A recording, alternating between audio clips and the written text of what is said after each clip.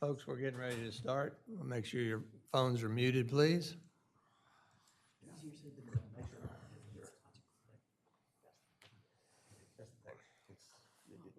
Good morning, everybody. It is Monday, August 8th, 2022. This is a workshop meeting of the Commissioners of City of Rehoboth Beach. We are live at City Hall, Commissioners Room, second floor in Rehoboth Beach. With that, I'd like to call the meeting to order at exactly 9:01 a.m. And would you please rise and join me in the Pledge of Allegiance? I pledge allegiance to the flag of the United States of America and to the republic for which it stands, one nation, under God, indivisible, with liberty and justice for all. Thank you. I'll start off with a roll call. Commissioner Tony Sharp. Here. Commissioner Jay Legree. Here. Commissioner Ed Chernowski at this moment is absent. He indicated he is on his way, so he should be here shortly. Commissioner Susan Gay. Here. Commissioner Patrick Gossett. Here. Commissioner Tim Bennett. Here. And Mayor Stan Mills. We have a quorum and are formally able to conduct business. Thank you all for being here. I'd also like to thank those that are in person here and also thank those that are watching virtually. I want to remind everybody that the agenda is available in the legislative portal and also any documents that support agenda items that are available are also embedded in the agenda. With that, I'd like to make note that I have the privilege to change order of the agenda, and I will be doing so as follows. The first item of business will be new business number A, presentation by Davis Bone Friedel for the all-new facility at the end of Baltimore Avenue. That's number one. Number two will be old business A, discuss whether or not to amend the municipal code relative to size restrictions of dining patios. Item number three will be old business number B, having to do with restaurants utilizing or not abutting property in different ownership specifically for the use of outdoor dining areas. Number four would be new business B, review efficacy of City Code 236-30, site plan required. Number five, discuss comprehensive development plan recommendation to add a category of oceanfront commercial buildings for those for which site plan review is required. And by then, I may be making up what our sequence is at that time because we have a very full agenda. It was very challenging to try to determine how long it would be. I would like to stop in the realm of 12:30, 1 o'clock. In which case we will likely not finish all topics, and any topics not finished or even started would be deferred likely to the September workshop. On to the next item of business is correspondence, and there's been none identified except that we got something from Win Ackenbaum, or I did on my cell phone at 8:56 a.m. I haven't even had time to read it, so I don't know that anybody else has. So we've got to be receiving our correspondence earlier, and when we receive it in time, then we can embed it in the agenda so that everybody can share in your communication with us. With that, we'll go to the city manager's report. Thank you, Mayor. Good morning, Mayor, Commissioners, members of the public. Rehoboth Beach Patrol had a busy July, successfully hosting about 250 lifeguards from 5 states for the USLA Mid-Atlantic Regionals and lifeguards from around our region for the annual Lifeguard Olympics. In addition, Rehoboth Beach Patrol celebrated its 100th anniversary with a gathering of more than 325 former lifeguards at a ball hosted in the Convention Center on July 30th. Congratulations to the Rehoboth Beach Patrol. This is a huge accomplishment. It was great seeing all the photos from the event and the articles in the paper highlighting this long history of our beach patrol. The city logo trash cans are back in stock. The order of our logo trash cans have been received and receptacles have been delivered to residents who ordered one and were on the wait list. The city has also installed the 5 swimming advisory signs at our ocean or our outfall, stormwater outfall jetties. It's highly recommended that beachgoers be mindful of these areas and avoid them while swimming. An update on parking revenue. Our July parking revenue is up. For the month of July, parking revenue was $1,877,021 compared to $1,412,302 last July. This is an increase of $464,719. Another thing I wanted to touch on was our coin transactions at our meters are still trending down significantly. Last year, we had done approximately $193,000 in coin transactions for the entire summer. So far this year, we've done approximately $58,000 in coin transactions at our meters. And that's all I have, Mayor. Thank you very much. I forgot, I'd like to identify our staff that's here today. City Secretary Ann Womack, Matt Janis, Building and Licensing Supervisor, Kevin Williams, Public Works Director, Chief Keith Banks of the Police Department, Captain Jeff Giles. Would you raise your hand, Jeff? With the captain of the Beach Patrol. Thank you all for being here. We'll introduce our other presenters at that time. Are there any questions for the city manager? I have one. Yes, ma'am. I just wondered if there was any update on the signing of the CDP by the governor.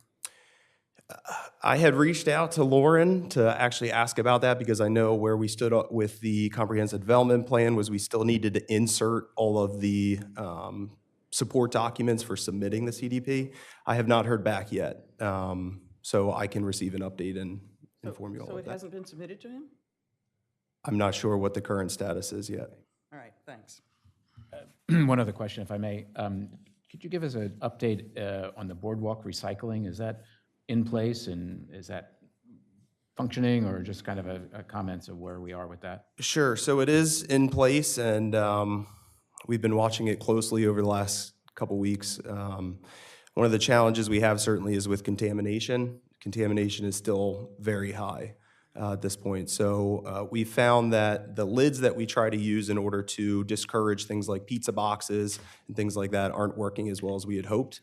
So we still do have a significant amount of contamination, so we'll continue to monitor. So could we expect a report at the end of the season, if you will, as to whether this is really a worthwhile investment for us? I know ecologically and from a perspective of doing the right thing, it would be, but if it is ending up a lot of contamination and more work and what have you, it may be worth a reevaluation at the end of the season. Thank you. Yeah, absolutely. And a report at the end of the season was anticipated because, as you may recall, the goal would be that if we're successful, to expand it onto the beach and potentially other areas there.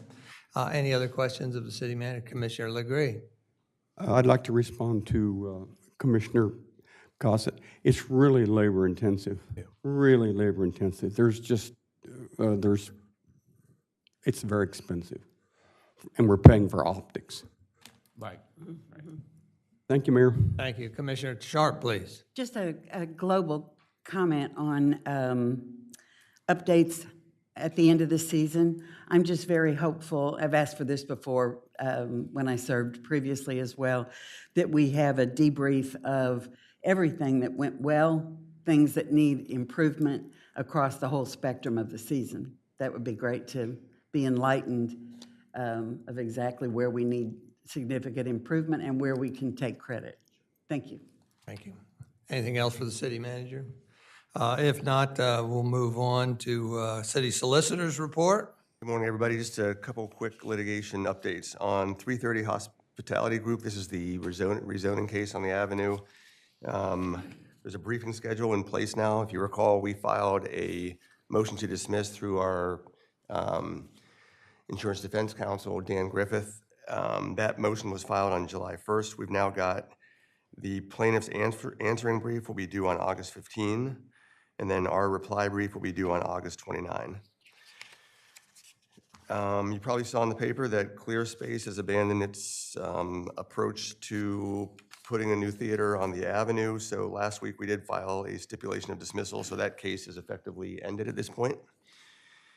In the Margaret versus Rehoboth Beach Board of Adjustment case, that is now fully briefed. So all three, and do we have those briefs on the website in the Margaret case? I don't know if you've been putting those ones on or not. I have those. If you guys would like to read them or see them, I can get them out to you. But that's fully briefed, so the next step in that case is the court may ask for oral argument and likely will. So that'll come at some point. Then after the oral argument, the case will be decided.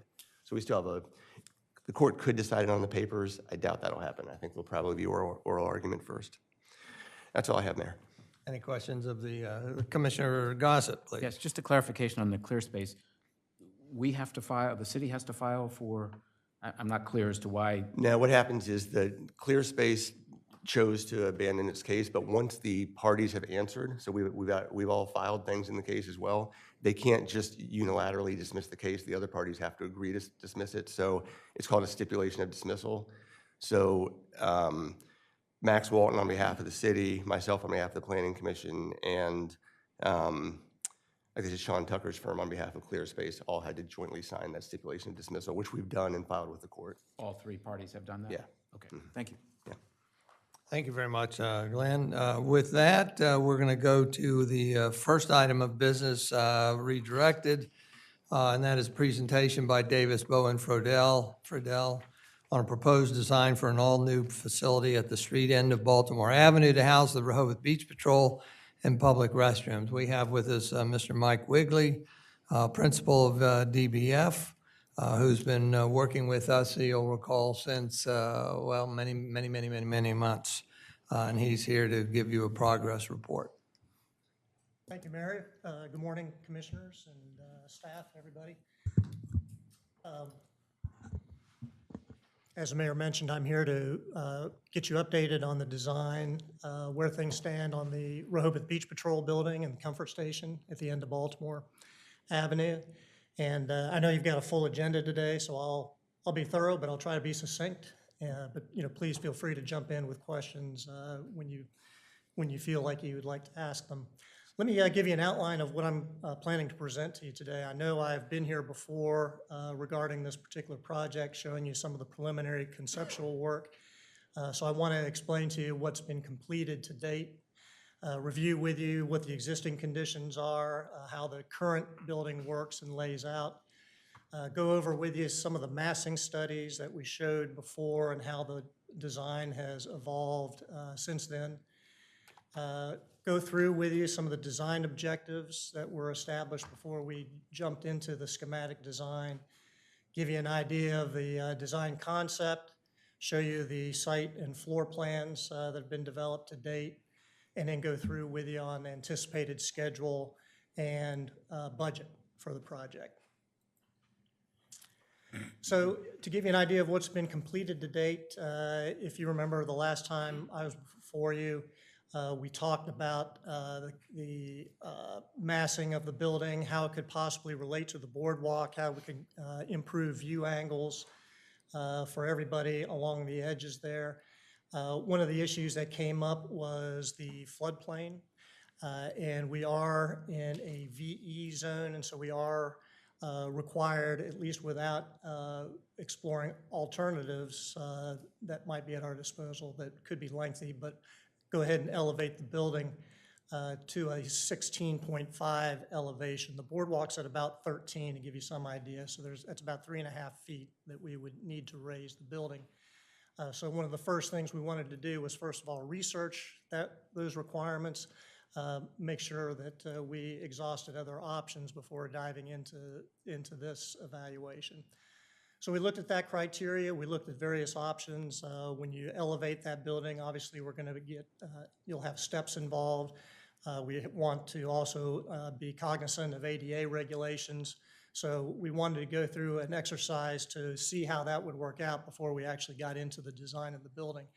And I think it led us to, some pretty creative alternatives that we think will work well. So we want to be sure to present that to you and let you see where that stands. So we did the site planning to achieve that. We did some more massing studies based on that layout. And then we also wanted to look at some possibilities on Baltimore Avenue as a gateway at that end of the street. So we we knew we had the building, we knew we had the area around the building.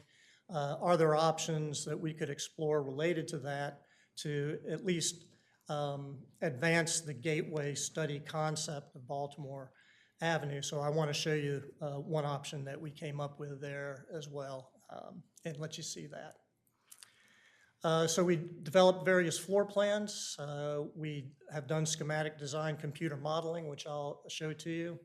All of this has been done at intervals, meeting with city staff, and of course that includes the mayor, city manager, Captain Giles, Kevin Williams, Kevin Snyder was involved. Matt Janis has been involved in looking at some of the issues. So we have gotten input from others. We also had an on-site meeting with the state fire marshal representative at the end of Baltimore Avenue. Once we had a design that we felt was viable, we wanted to have him meet on-site with us to see if there were any concerns that he had. And then also we wanted to look at various phasing options and costs associated with the project. So I think everybody knows where the site is. This is a 10,000-foot view. You can see Rehoboth Avenue coming right through the middle there. And then you can see where our site is located just north of that. A little bit of a close-up. You can see where we are. One of the interesting things about Baltimore Avenue is it actually gets wider as you get toward the end of the street, and you'll see that may actually be a benefit to us as we look at how we can treat Baltimore Avenue as a gateway type area over there related to the boardwalk and the street itself. So this will give you an idea of, this is a survey. The boardwalk is over here to the right, going up and down, north is straight up. You can see the existing building where it is located. You can kind of get an idea of how the street widens there. You can see it starts to angle ever so slightly back toward itself. And you can see how the parking is laid out. You'll see a little bit better when I show you the colored 3D models of that. But let me point out, this is the flood line going right through the building. So to the east of that, VE Zone 15, the city requires 1 foot of freeboard. We're going another 6 inches because we need to make sure that the bottom of structure, which in this case would be the slab of the building, would be above that elevation. Just as a reminder, if you haven't been in the building lately, how it's laid out. Again, the boardwalk is to the right. You'll see the small office over here, the Beach Patrol headquarters in this location, and then men's and women's restroom facilities here. We wanted to make sure that the new design did not have any less toilet fixtures, lavatories, and I'll explain how we increased that. And you'll also see here, just as a reminder of what the building looks like now. You can see it's a hip roof over a concrete block. These were the massing studies that we reviewed with you last time we met. And going from the top left corner, this was the version where we actually took the existing floor that's there now, took off the roof, and added a floor. So the lower level was intended to be primarily all comfort station, plus medical attention office, and then the upper floor would be beach patrol. And so that fits on the exact same footprint. We looked at a version that included a 3rd floor lookout to just see how that worked massing-wise. We somewhat came to the conclusion that by building on top of the existing footprint with a building like this, that it did take up a wider portion of the view angle looking through Baltimore. So we wanted to explore some options that made those a little more slender. And these 2 options on the bottom really represented total new construction. So what's existing there now would be torn down. And what we were hoping to do is work not only the comfort station uses on that 1st floor and the medical facility, but also put the locker rooms for beach patrol down on that lower level. And then that would free up that upper space as an outdoor plaza on the outside, and then beach patrol headquarters in the middle. And we had a couple of versions there where we looked at a shed roof, and then over here we had a gable roof. Now, all of these examples that you see here are not elevated. They're all were done at the boardwalk level, so they don't represent that 3.5-foot elevation from the boardwalk that we were going to challenge ourselves to see if we could get to work out. So as we listed design objectives, you may have remembered we did this for City Hall. We wanted to go through this too. This is more or less what we're going to base our design around. We all came to agreement on this. We first of all wanted to make sure that we were providing the beach patrol with a state-of-the-art headquarters facility. We wanted to make sure that they had sweeping sight lines of the beach, which means let's get them out as far as we can on the boardwalk so they can and create as much peripheral vision as we can so they can see the beach. We wanted to make sure that the facility functioned appropriately so they could respond quickly in the cases of emergency. We also wanted the space to be flexible for after hours, whether that's in the evening or during the off-season, that the building could be used for other uses. And we also wanted to make sure that the facility was easily recognizable from the beach and boardwalk. So if somebody did need emergency care, they could look and they could identify this building pretty easily and get to it without difficulty. In terms of the architectural character, we wanted to make sure that it was of a scale and type that fits in with the context of Rehoboth Beach. We did the same for City Hall. We went through the exercise where we studied the streetscape. We went back in history. We looked at forms that were typical of Rehoboth, also the scale of the buildings. We didn't want to do anything here, nor do we want to do anything with the Beach Patrol headquarters that's at a scale. So we wanted to make sure we were sensitive to that. We wanted to make sure that those on the boardwalk, in order to use the building, could do so easily. Obviously, there's going to be a lot of people on the boardwalk. We're hoping that the facility is available for easy use for people on the boardwalk, so we want to make sure they could get in and around the building quite easily to get to all the uses. As mentioned before, we want to make sure that it met FEMA and Rehoboth Beach flood requirements. And then we also wanted to see how this building could serve as a gateway. And it really turns out to be a gateway in two directions. One is there's an interest in people on the boardwalk. Is there a way to get those folks that might be interested in visiting the retailers, the hotels, to get up and encourage them to come on to Baltimore Avenue? And also, if you're on Baltimore Avenue, having something identifiable at the end of the street indicating, you know, you're at the beach, you're at the boardwalk. It kind of works both ways. So this is where our proposed design, where it looks right now. I think what I'm going to do is I'm going to go to the model, and I'm going to hope that it scrolls around pretty easily so you can see three-dimensionally how it works. So yes, you can see it. We'll zoom in a little bit. So let me point out how the concept works. What we wanted to try to do is thin up the building as much as possible so that there were ample walkways, a plaza, if you will, to the north and to the south of the building. When we did this and we came up with this concept, we were able to eliminate a dark corridor which we had with the older schemes. So in this case, you actually enter the men's room on one side, you enter the women's room on the other side, and we have ample plazas on both sides that you can see here. So these steps that you see, that represents the 3.5-foot grade differential. You'll also notice that the sidewalks on both sides we have made to be ADA compatible. So on both sides, you can get from Baltimore Avenue on down to the boardwalk. Now, naturally, with an ADA compatible rampway, you can only go so far before you have to have a landing. So you'll see those, but in this case, you'll notice that you can come up and you reach a landing that's at the same elevation as that floor of the comfort station areas. And that works on both sides of the building, as you can see. You'll notice these are a couple ATV garages that have been worked in, and you'll also notice steps that come up to the building, and this would be the information area. There's an office that's directly next to the medical room, and next to that is a toilet room for the medical room, and I'll show you that in floor plan.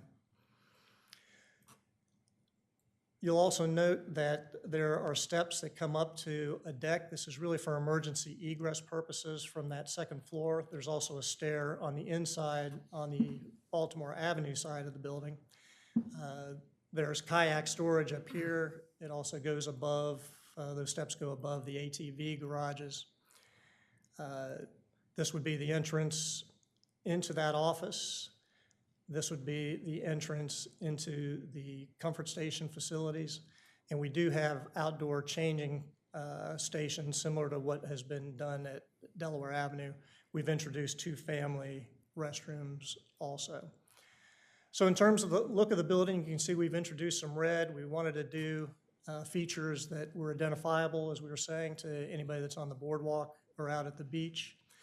We wanted overhangs so that if it was raining, if a pop-up storm or something came up, there would be room for people to stand to some degree to get out of the elements.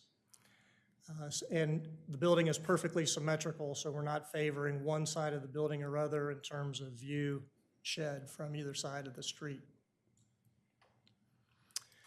As we work our way around the building,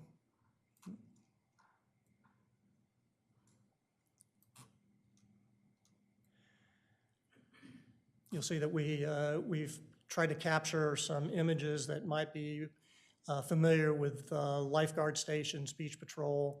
Again, these forms being similar to what you'll see elsewhere in Rehoboth Beach. Tried to keep the scale of the building down. This would be the front door entrance from Baltimore Avenue, and you can see from Baltimore Avenue, if I can get it, that there are some steps that lead down. So that's an additional 2 feet coming down from Baltimore Avenue. And the main entrance to the public part of the building is at that location. Right now, there's approximately 20 bike parking stations. We've almost doubled that with what you see here. And there is capability of adding more, but we felt this was a comfortable way of doing it over here. And the transformer that's there now, we had to relocate. It's really just been pivoted. It's pretty close to its current location as you see it. And then this view might give you an idea of how the ADA ramps work on both sides of the facility.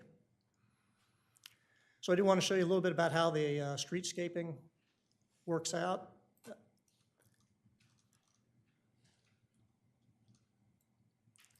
What we've done is, of course, you can see the nautical flagpole that sort of starts the sequence of events here. We're creating a roundabout, sort of a mini Rehoboth Avenue at the end.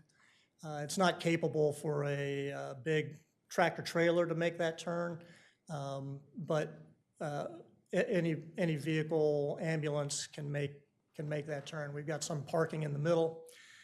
Right now, if you've been down there, I'm sure you all have, you'll see when they load, tractor trailer backs up and just backs up right in the middle of the street. What this scheme shows is an area right here for commercial loading that could happen there.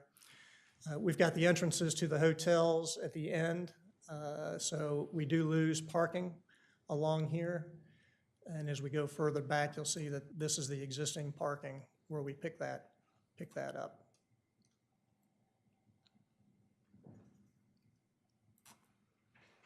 So we envision the lower level to be pretty much non-destructible. It's going to likely be poured concrete. We'll skin that. It's going to be the lower level will be heated. The upper level plus the medical area will be heated and air conditioned. So it's intended to be for year-round use. So we'll need to meet the energy code with the building. And that's been accounted for in the schematic design.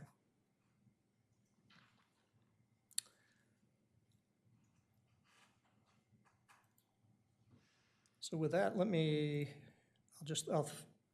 there's several still images here of just what I've shown you. we'll rotate around the building a little bit, and then I'll show you the floor plans.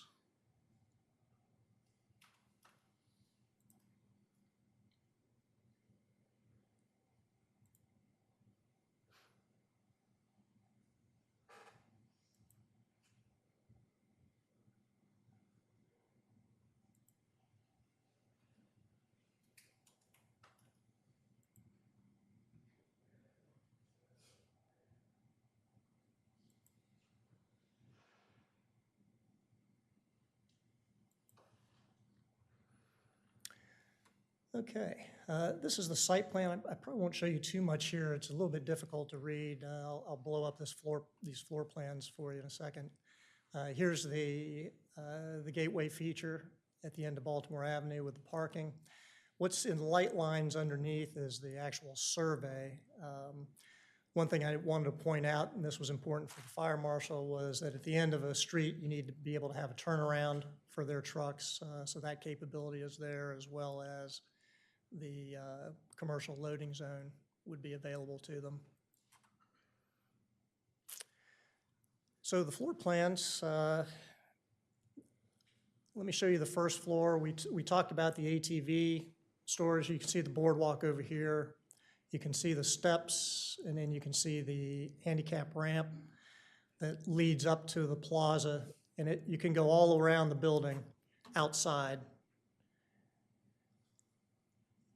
The office and information area is in this corner. The medical room, you can see, is here. The toilet room for the medical room is there. You can see over on this side, this is the women's comfort station area. They have 10 toilets now. There were 8 originally. And we're showing up to 7 lavatories. I'm not sure if we're going to need all those. There are 2 right now. On the men's side, we've got 7 urinals compared to 5 right now, same number of toilets. We've got 5 lavatories, or 3 lavatories as opposed to 2 right now. But in addition to those fixtures, we've introduced 2 family restrooms. One is complete with a baby changing station. The other has the adult changing station, similar to the one that was done up Delaware Avenue.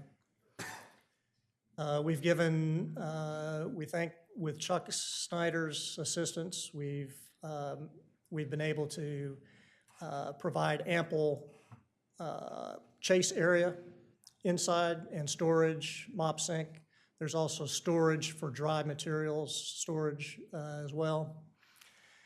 Over on this side of the building where you can see the double doors, this is the main entrance if you were to visit Beach Patrol. It will be controlled. Captain Giles is interested in seeing that area be, memorabilia would be part of that. So that could be open to the public at all times.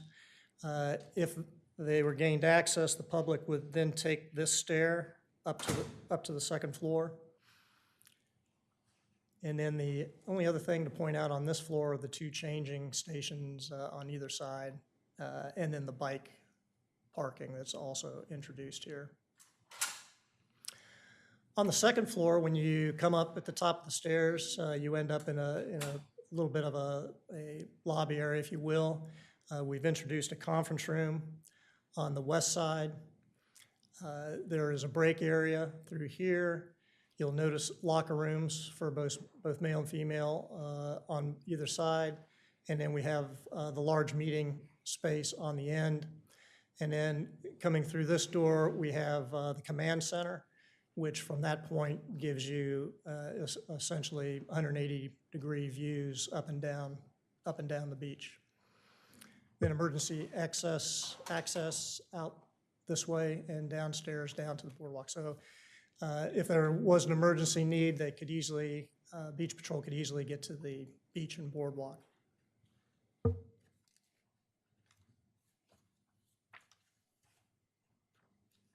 So I wanted to present to you an anticipated schedule.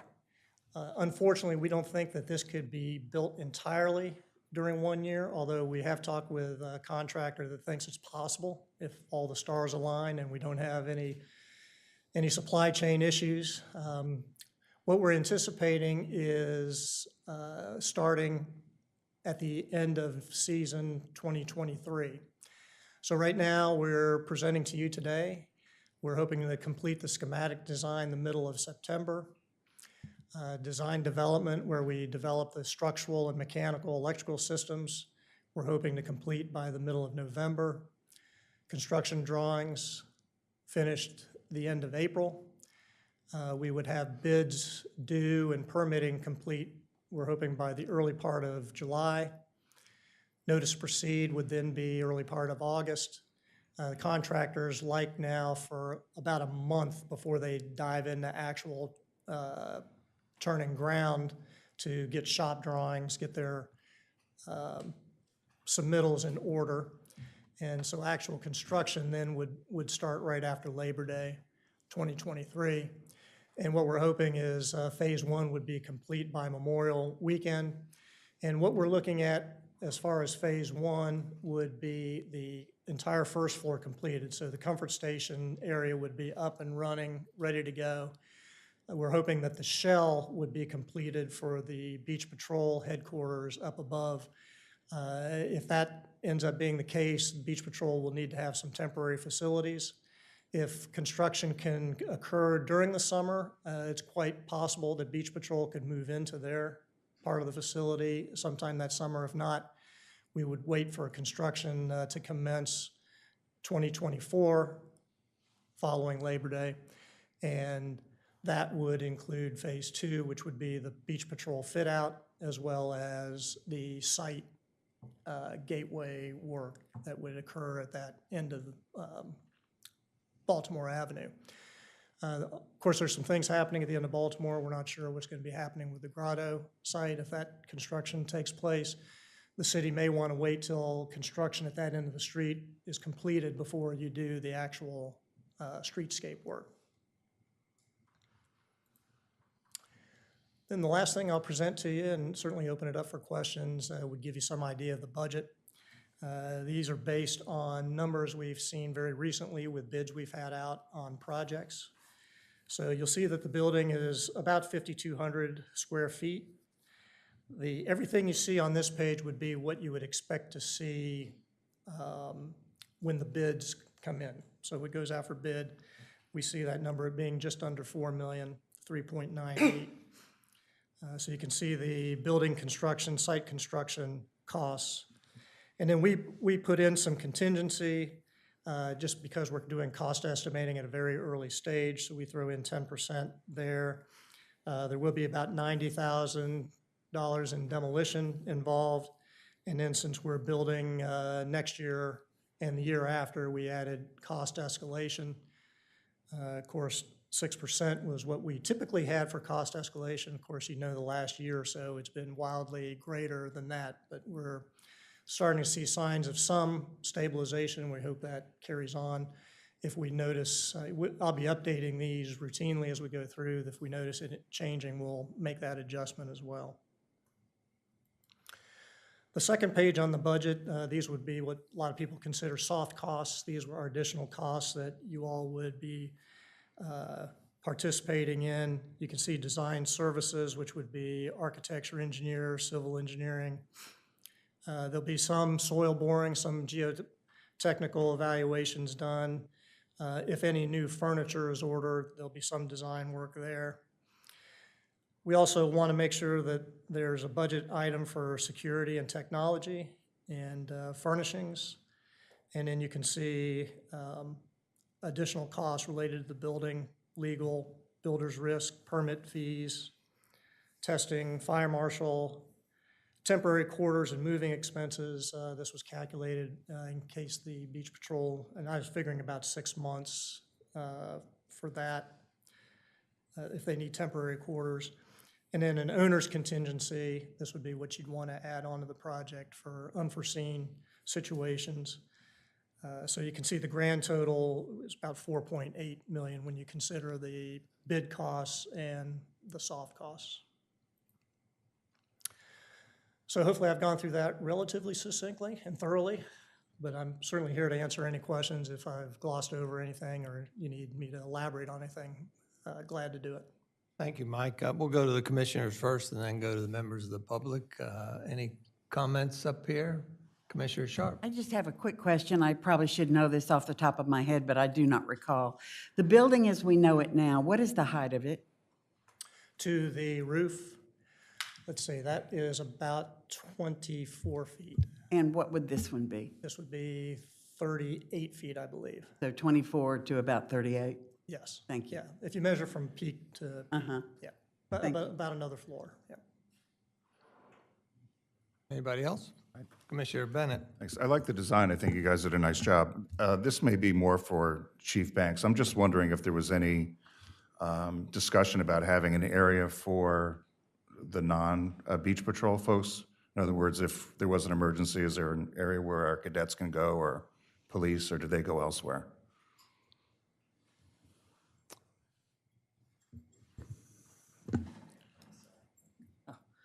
Thank you, good question. We have been brought in with the discussions and with the the additional rooms upstairs, the storage area and all that, we could fit in there if we needed to go in there. If there was any emergencies, we could work out of there, yes. Okay, thank you. Anybody else? Yeah, just a couple of things.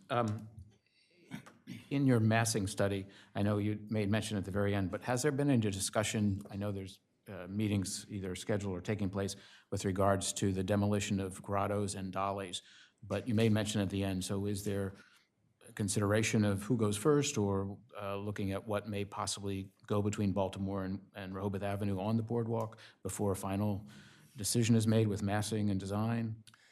Yes, I don't know if, Evan, I know you've had some recent discussions there. Sure. So actually, last week, Matt and I met with, I guess, the group tasked with looking at the new proposed hotel that they're calling One Rehoboth Avenue. So they came in and they basically reviewed sort of their plans for the parcels or the area from the old Dolly's north to the Grotto's Pizza. And that was one of the questions they asked, was where we are with the Beach Patrol building. And that is something that we're open to, is working with them in terms of just coordinating both projects in that area. But I did not share anything with them. I wasn't comfortable sharing anything until the commissioners had the opportunity to view the design That today. also include the Scirocco Motel property? Yes, it does. Okay. So Grotto Hotel people have not seen this design yet? No. You were waiting for it to show? Correct. Well, the timing is very important, because if they're submitting something, you can see right there with the old, or the existing Grotto building, that when that is taken down and replaced, somehow we have to integrate their building, like you're suggesting, with what we're doing. So the timing on this is very good, I think. Yeah. What is their timeframe? Sorry. I'm sorry. What is their timeframe? Did they say? Do we have, I don't know if they shared a time frame with us.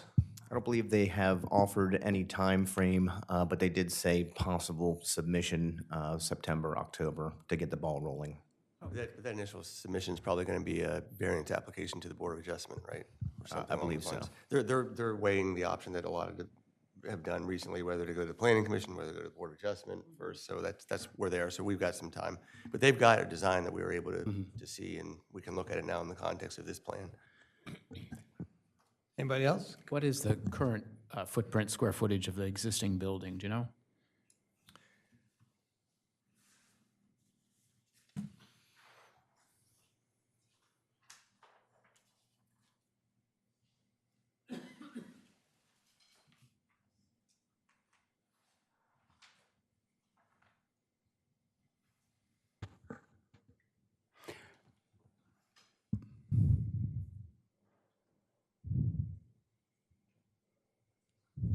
Forty 40 by 50, so about 2,000 square feet. So we're more than doubling the size of the building? Yes. Okay.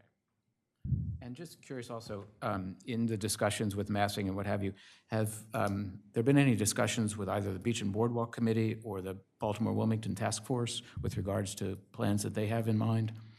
Not at this time. No. I've not been involved in that. Okay. And also, you mentioned, quote, state-of-the-art building. I'm just curious, what is state-of-the-art for lifeguards today? Right.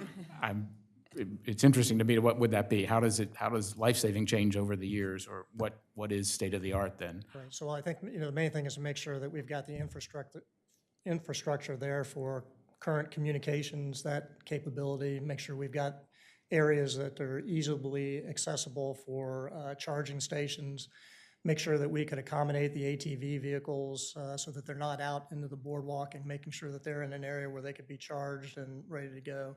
So anything that's going to make their life easier and allow them to respond more quickly is what I would consider state of the art.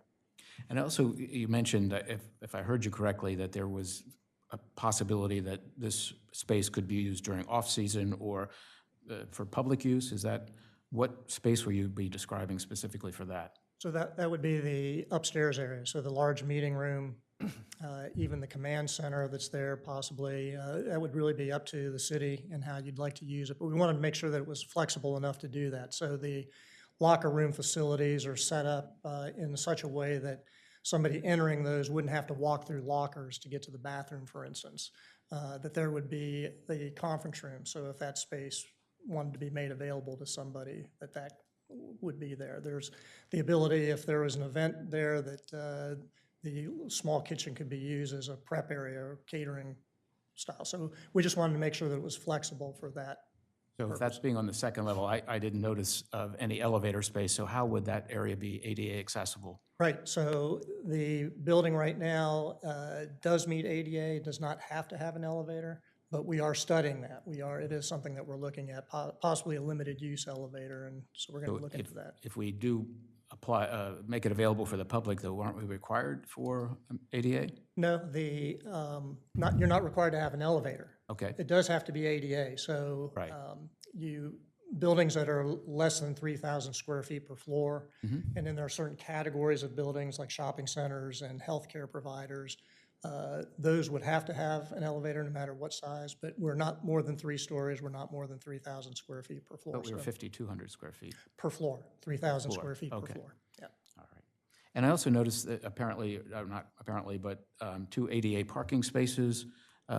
And how would then they transverse, because I know there's 3 steps down to the building, so how would they transverse into the building Okay, that's from good. the parking spaces? Good question. So the parking spaces are here. This is the aisle space. We could either bring them back to the sidewalk here, or we could create a curb ramp here. But the ADA ramp starts right here. So they would get down the first level there. So you could either take steps here, or the ADA ramp brings you to that first landing. And then the ramp continues on, you can see, to the boardwalk. On this side, it's a little bit different than this side. No, excuse me. Over here, we had a little bit more grade to deal with, so we bring you down a ramp, and at this point, you are on the same level of the plaza. Then we bring you down to a smaller ramp, and you can't quite see it, but there's a couple steps that also lead up to this from this landing right here. And then you carry on down to the boardwalk at that point. And it may be too much of a detail for drawings as this presentation, but do all of these steps have handrails? They will, yes. They will. Yes, yep, good point. And there's also some rails that aren't shown on the decking, but the ramps would have the rails and also the stairs. Okay. And was there any consideration given for a LEED building or solar panels for this building? Well, we haven't gotten to that level of detail yet to talk about that. And we're not pursuing LEED specifically, but we are introducing certain elements that are typical of LEED. A lot of what happened with LEED has already been built into building codes now.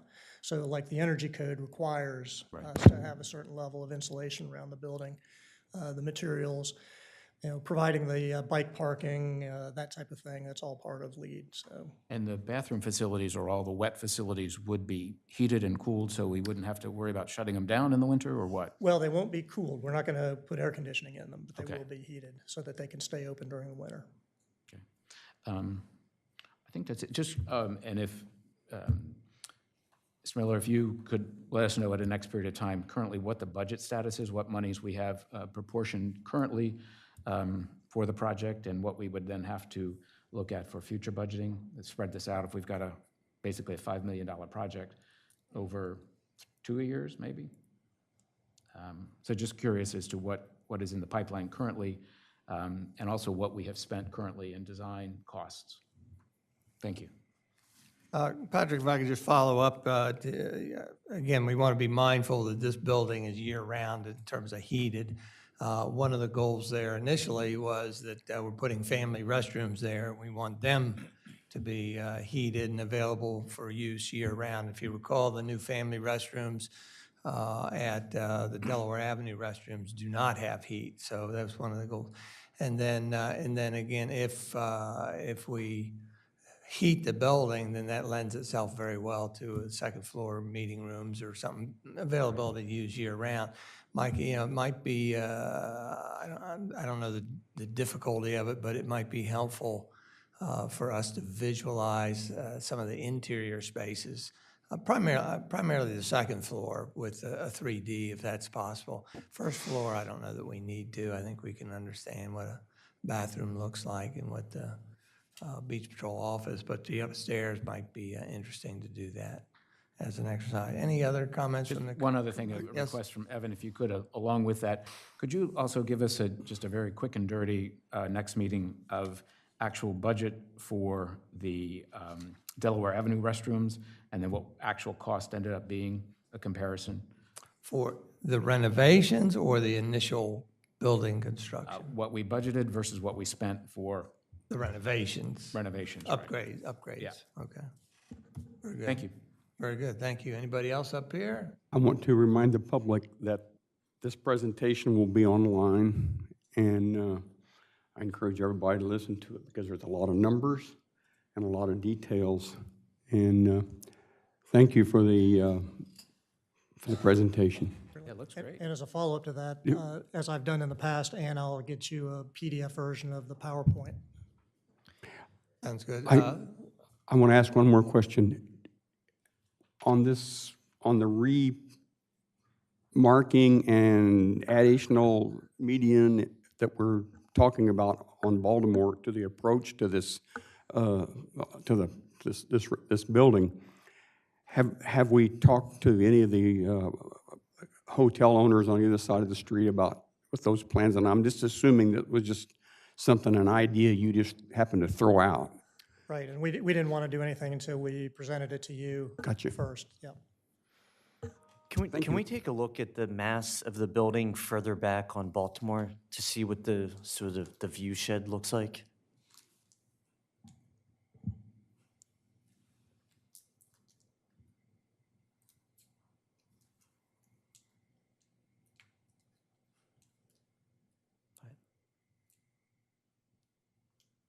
Thank you. If there's no further questions up here, let's go to the members of the public. Does anybody would like to make a comment? Sure. We should introduce you. This is Nick Walls. He is with Wallace Montgomery, and I'll do a further, deeper introduction when we get to your topic. Go ahead, Nick. You have to be at...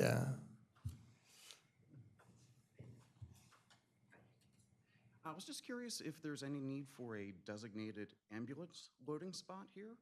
Is that something that would be beneficial for the lifeguards for the use? It's something we can certainly discuss a little bit more when we get into the detail. There is ample room along here for that type of emergency use, yes. Looks good. Thank you. Thank you, Nick. With nobody from the public that wants to speak, we'll close it up here if there's no more comment from the commissioners. Mike, thank you very much. Yes, we will embed this presentation, Commissioner Legree, into the agenda after the fact so you can access it. Very good. Thank you, Mike. We Thank you appreciate all. you Thank you coming all. here. You are allowed to go home. You don't have to stay the rest of the All meeting. right, very good. I knew Till you got 3 a full o'clock. morning. Till 3 o'clock, I estimate is our end time. Very good. Thank you again. With that, we're going to go to our second item of business, which, as I indicated earlier, is old business A. Discuss whether or not to amend Municipal Code Section 270-19 use restrictions of the zoning code specific to a proposed increase of 250 square feet to the current 750 square foot gross area size limitation on outdoor dining patios for restaurants which serve alcohol. There is a support document embedded in the agenda there that is version 4. We have been meeting on this. This is the 4th time, so it's not new, where we've discussed the possibility of increasing the size of dining patios. And let's be clear, this is not dining patios on public space. This is dining patios on private space. The size restrictions discussed in the previous 3 meetings had been anywhere from no increase, 0, to unlimited square footage. And as you recall, at the last meeting, number 3, there was a consensus to pursue a 250 square foot increase, which would allow for a 1,000 square foot dining patio. So again, that ordinance version 4 is in front of us and open for discussion. And I will just reiterate what I've said before, that by my calculations, based on a few recent permits of compliance, that extra 250 square feet translates into approximately 20 extra seats. Is there any discussion among the commissioners? The goal, I think, here would be to prepare for consideration of a zoning amendment, because this is a zoning code requirement, in which case, if we were ready, then at the next voting meeting, the August regular meeting of the commissioners, we could propose and consider a resolution to go to public hearing in this matter. Open up to the commissioners again. Mayor? Yes, sir. I'd like to withdraw my compromise, and I'd like to start thinking about an unlimited amount of space for patios, depending on how many seats that they wanted to put.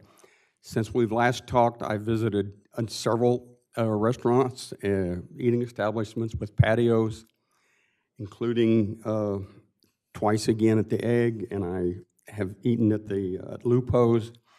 And then outside the city limits, I have visited 3 establishments that have patios that were built with patios that shall remain nameless. But I think our best course is to have an unlimited amount of space and have and count the seats. And I remember our discussions with Matt last time. He hates it when we don't specify square feet. But for us, the noise comes from people, and I think we would be much better advised to throw out or establish a number of seats that we allowed on patios, and try to work from that.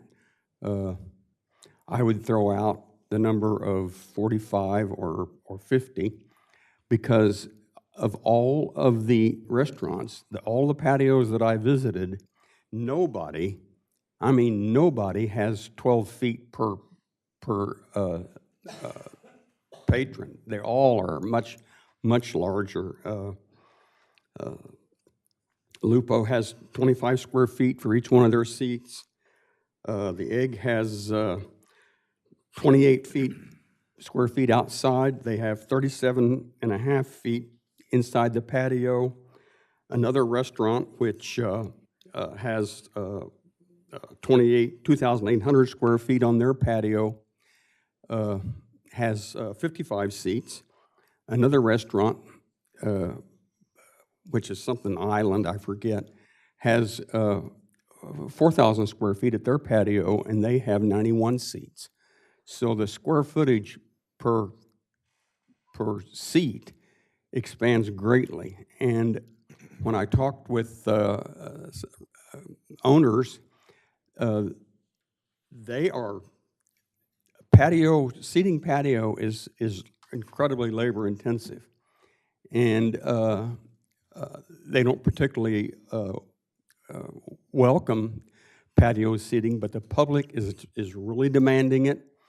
They're demanding it more and more, and patio seating is a wave of the future. The night we ate at at Lupo's, the patio was full. We couldn't sit out there, and there were quite a few seats open inside. The same thing goes with the Egg. They fill their patio first. We ate at a restaurant outside of town.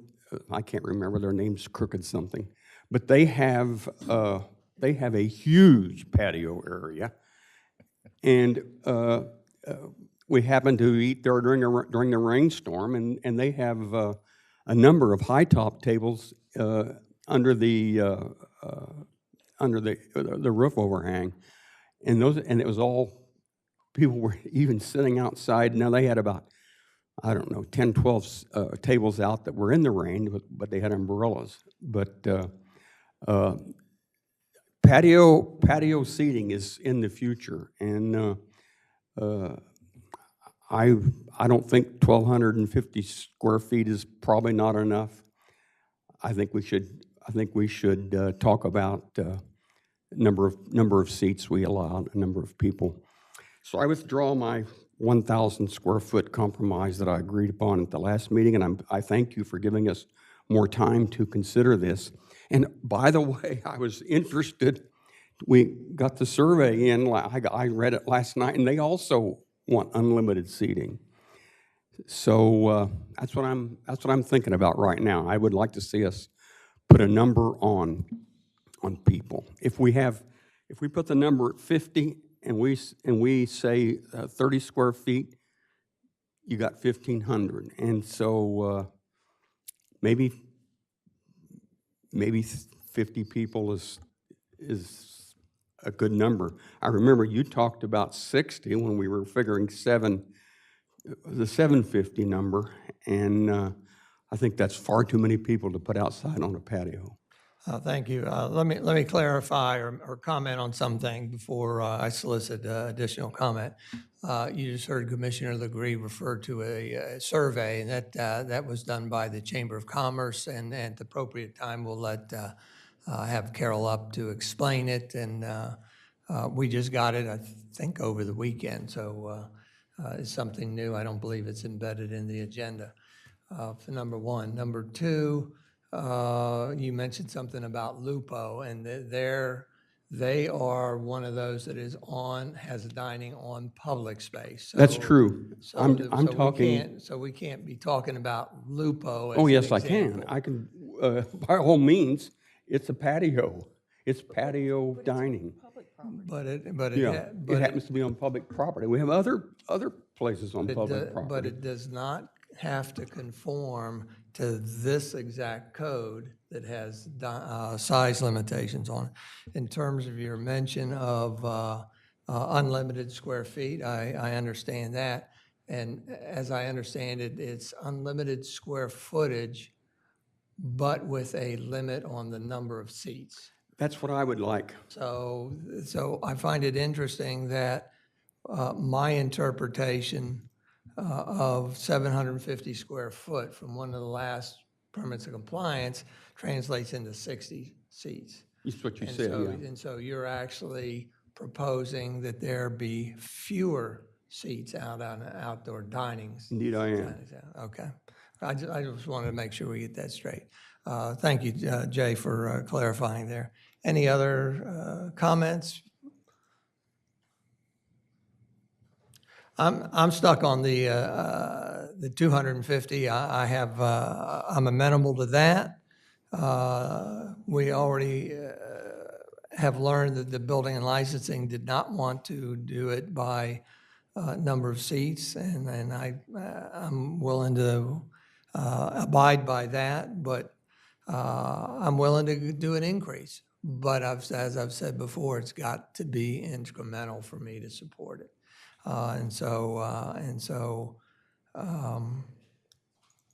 you have an interesting proposal, though. Fewer seats, but a bigger area. So I'll have to contemplate a little more on that. Commissioner Bennett, please. Yes, I've always been for the unlimited seating and allowing the restaurants and the businesses to decide how it would be laid out as long as it falls within code. But I believe Commissioner Sharp and a few of us had discussed, we never figured out where the 750 came from unless I missed that.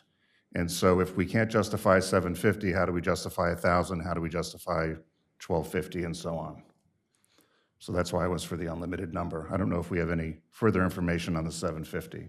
No, we don't. And my only response to that is you're correct. We don't have any rationale. They've done a lot of research, what Ann and group have looked for. All I can say is in my 24 years here, we have abided by the 750 square feet.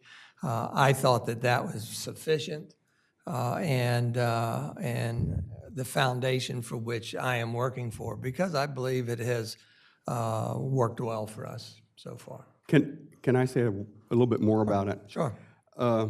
One of the reasons why I came to the number 50, I had a long talk with Mike Postles, who he and Melissa run our prototype that brought all this around, the egg, and he believes that he just can't support more than the 40 that he can support now. He said it's a real logistical problem. He said you got to have a lot more wait staff. They have to carry stuff a long way. They have to bring dishes back a long way. He said it's really labor intensive to operate a patio. Who is this again? Mike, I'm sorry. Egg? The egg, the owner of the egg. And I believed him when he said that. So I thought, maybe 50 is getting there. But that's how I came to 50. It's just, logistics is tough for 50 or more, I would think. And we talked about another half a dozen places that could do what he's doing. And you remember the testimony by Megan that she would love to have 1,200 square feet, but it was more than she could handle. Thank you, Mayor. Yeah, but I've got a letter from Megan, Missy Postles, I think is her current name, dated July 14th that was sent to us that is actually pleading for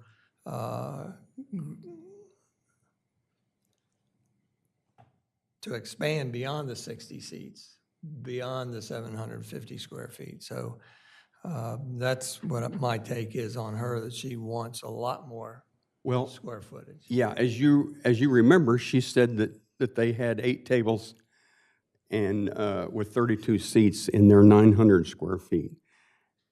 And that, in addition to the 8 that they have on the patio, on their porch, brings them up to 40. And that was, they were the ones who were saying that they couldn't support many more than that. All right. Thank you. Would you mind if I went to the public so that we could have Carol explain her survey, and then we'll go to any other members before we come back to what our path might be. Carol? Let me. Carol Everhart, Rehoboth Beach, Dewey Beach Chamber of Commerce. So at the last meeting, you asked if we would do a survey of the downtown restaurants. So this was only downtown restaurants. And to ask basically 3 questions. Oh, we have it?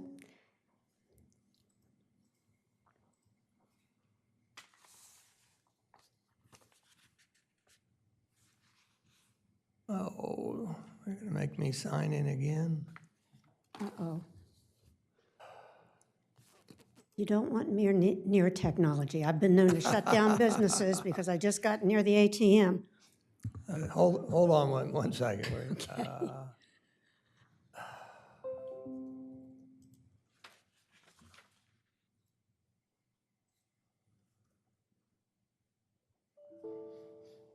Failed. I told you. Can you get IT here? We'll go ahead and Okay. start, but Okay. I don't know why it cut me off. Okay, it's really basically a very simple survey. Question one was, can or does your property accommodate an outdoor dining patio on your premises? So, can it or does it right now? And there were a total of 16 responses to this, but all 16 said yes. So somewhere out there, there are at least 16 businesses that believe they have that, okay? The second question was, if the city code, thank you, Evan. If the city code is amended to allow for an extra 250 square feet, because at the time, that's what we were talking about, 250 square feet of dining space on outdoor patio restaurant premises, would you take advantage of it, the extra footage? And 13 of the 16 said yes. So only 3 people said no. So out of 16, 13 businesses believe they could do that, whether they're doing it now or could. Question 3 was, do you support the proposal to increase the size of outdoor patios on restaurant premises from 750 square feet to 1,000 square feet? So all 16 of these responded yes. So whether they could do the outdoor or not do the outdoor, they were all in favor of the outdoor space. I'll give Evan another minute. If we can get it up there, I'd like you to see the comments for yourself.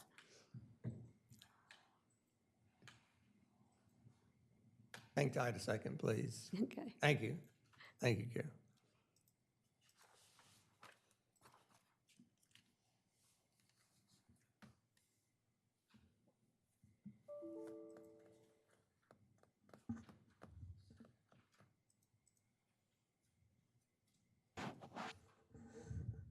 And there it is. Okay, so you can see question 1 there now. No, not up there. And you see how they were, oh, it's not up there yet? Oh, Would this help? Sorry, Carol, go ahead and Okay. finish that's orally. okay, that's okay. Oh, Oh, there we go, Well, there we that's- go. Okay, That's them, Save not the me, day. but. so again, there's your questions and your answers. I thought it was interesting that whether they had the space or believed they had the space or not, do you support it?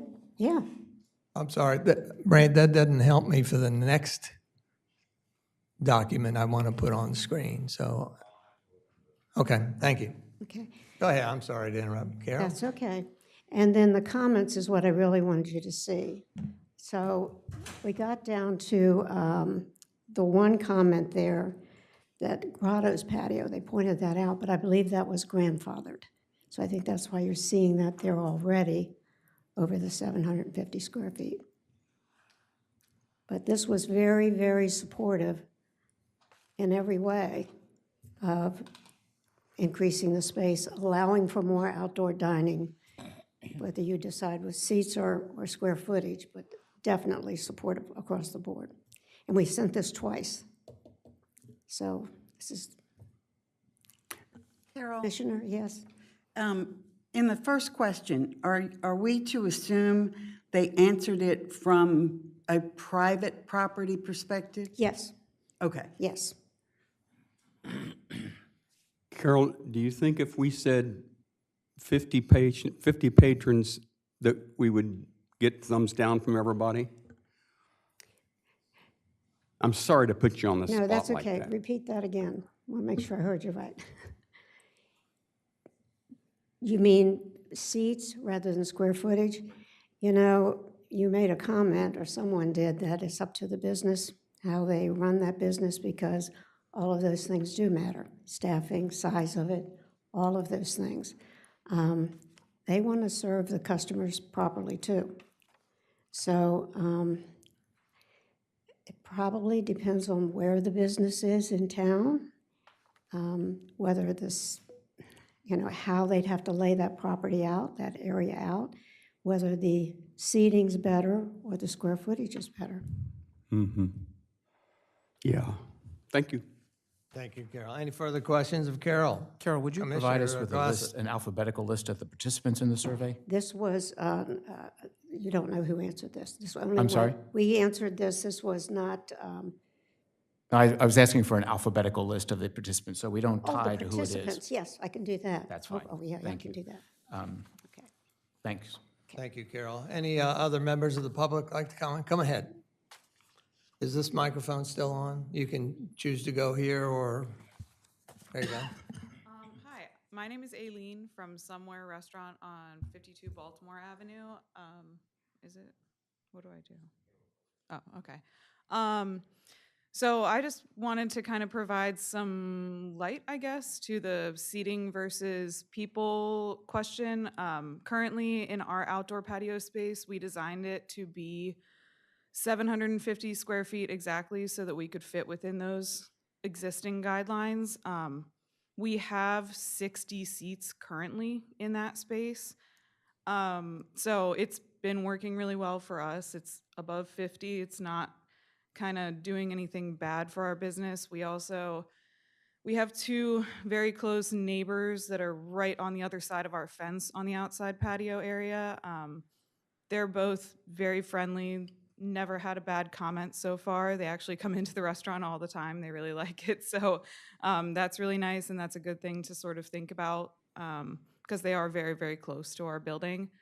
The other thing I wanted to point out, as this hasn't been discussed too much, but we've brought it up a little bit before, us and a couple of other businesses are in a kind of unique situation where we have a porch attached to our building that currently by code counts as part of our patio outdoor seating. So that's where our situation is a little bit tougher.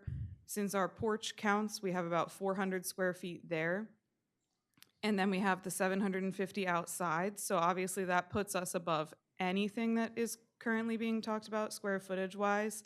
So a technical unlimited amount would be great. But again, thinking about the seating, 50 seats in, like when you think about it like that, wouldn't really be enough. We have about, I think it's somewhere between 30 and 40 seats on our porch right now. So if there's any sort of compromise that can come when you think about it like that, I know Egg is in the same situation as us. They just hadn't quite considered it that way before. They did not know that their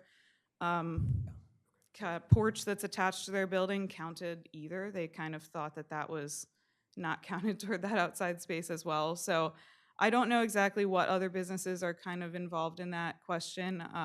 It's actually really interesting to us when we just heard that the Grotto's patio was grandfathered. We originally thought that our porch was also grandfathered, and recently this year found out that it's not. So I would be also interested to look into the differences between that. I know that Purple Parrot has an outdoor area that I'm assuming has to be grandfathered in some way. I don't know what Aqua's situation is, but they have outdoor space, so I don't know how that would be different. Can't think of any other ones, but those are all things to consider. Seats-wise versus square footage-wise, I think if we at our restaurant currently doing what we are, which has worked very, very well for us so far, we would need 1,250. I think it's actually 1,150 total to do exactly what we're doing right now and just continue with that. And it's all also been approved by the liquor board. It's already passed everything. If we had to go before the city and before our neighbors, I'm sure we wouldn't have any problems there currently. So yeah, those are all just things to think about while you guys are making decisions. So thank you so much for letting us speak. Thank you very much. Some of those restaurants you mentioned have unique circumstances, so it's hard for comparison's sake. Aqua, actually, their outdoor patio was created prior to the outdoor patio code. So they have certain allowances that others don't. So understand that you have a certain circumstance. Is there any other members of the public who would like to speak on outdoor dining? If not, I return up here to the commissioners. I would really like to address this at some point. Maybe it's too early to, but maybe it's not, to put it on the next agenda for, and I have heard 3 proposals so far. One is to add 250 square feet to the 750 to yield a 1,000 square foot allowance for outdoor dining on private property. The other proposal is to allow an unlimited square footage area for the outdoor dining on private property, but limit the seats to 50. That way they can spread out however they want and social distance to the greater extent, but a limit of 50 seats. And the third option I've heard today is, if I've heard it right, Commissioner Bennett, is unlimited area. But the limit on, the only limit on the seats is by the area in the codes. So you've given X amount of square feet. You can put whatever you want in there as long as you meet the codes, the fire codes and all those things. So we've got ABC. 3 options on the table here right now. And I'd like further comment on path forward. Commissioner Sharp I first. just have a reflection back to July 5th. And we spent quite a bit of time talking about, and Mayor, you particularly spoke about some of the challenges we have right now with our noise and our ability to enforce noise ordinance and to be respectful of all of the residents in close proximity. And I think at that time, we were certainly talking about the potential of increasing for 250 square feet. And I think there was going to be a quick discussion maybe with Main Street, because we talked about how possibly some establishments are something we learned many years ago, potentially ruining it for everyone. So I think, Edward, there was a follow-up. I don't know if that's taken place yet, or if you could weigh in? It has. At the last Main Street Board meeting, I expressed some of the concerns and feedback from this committee, and I think that the board of Main Street was going to think about how to best deal with those situations. I know that they were going to have private discussions with individual businesses to express concerns from the community, as well as think about how to more broadly remind people of what the rules are and how to be a good business neighbor. Thank you. Sure. Commissioner Legree. Could I ask the last presenter a couple of questions? I'm sorry to bring you back. I tried to catch you before you left, but it didn't work. Would you like to spread out from where your folks are seated now, or would that be a logistical problem? I don't see any current need for us particularly to spread anything out. It's more just continuing with what we currently have. It's already pretty spread out right now. Realistically, if we wanted to, we could be squishing extra tables in there, but we don't really want to put people that close together.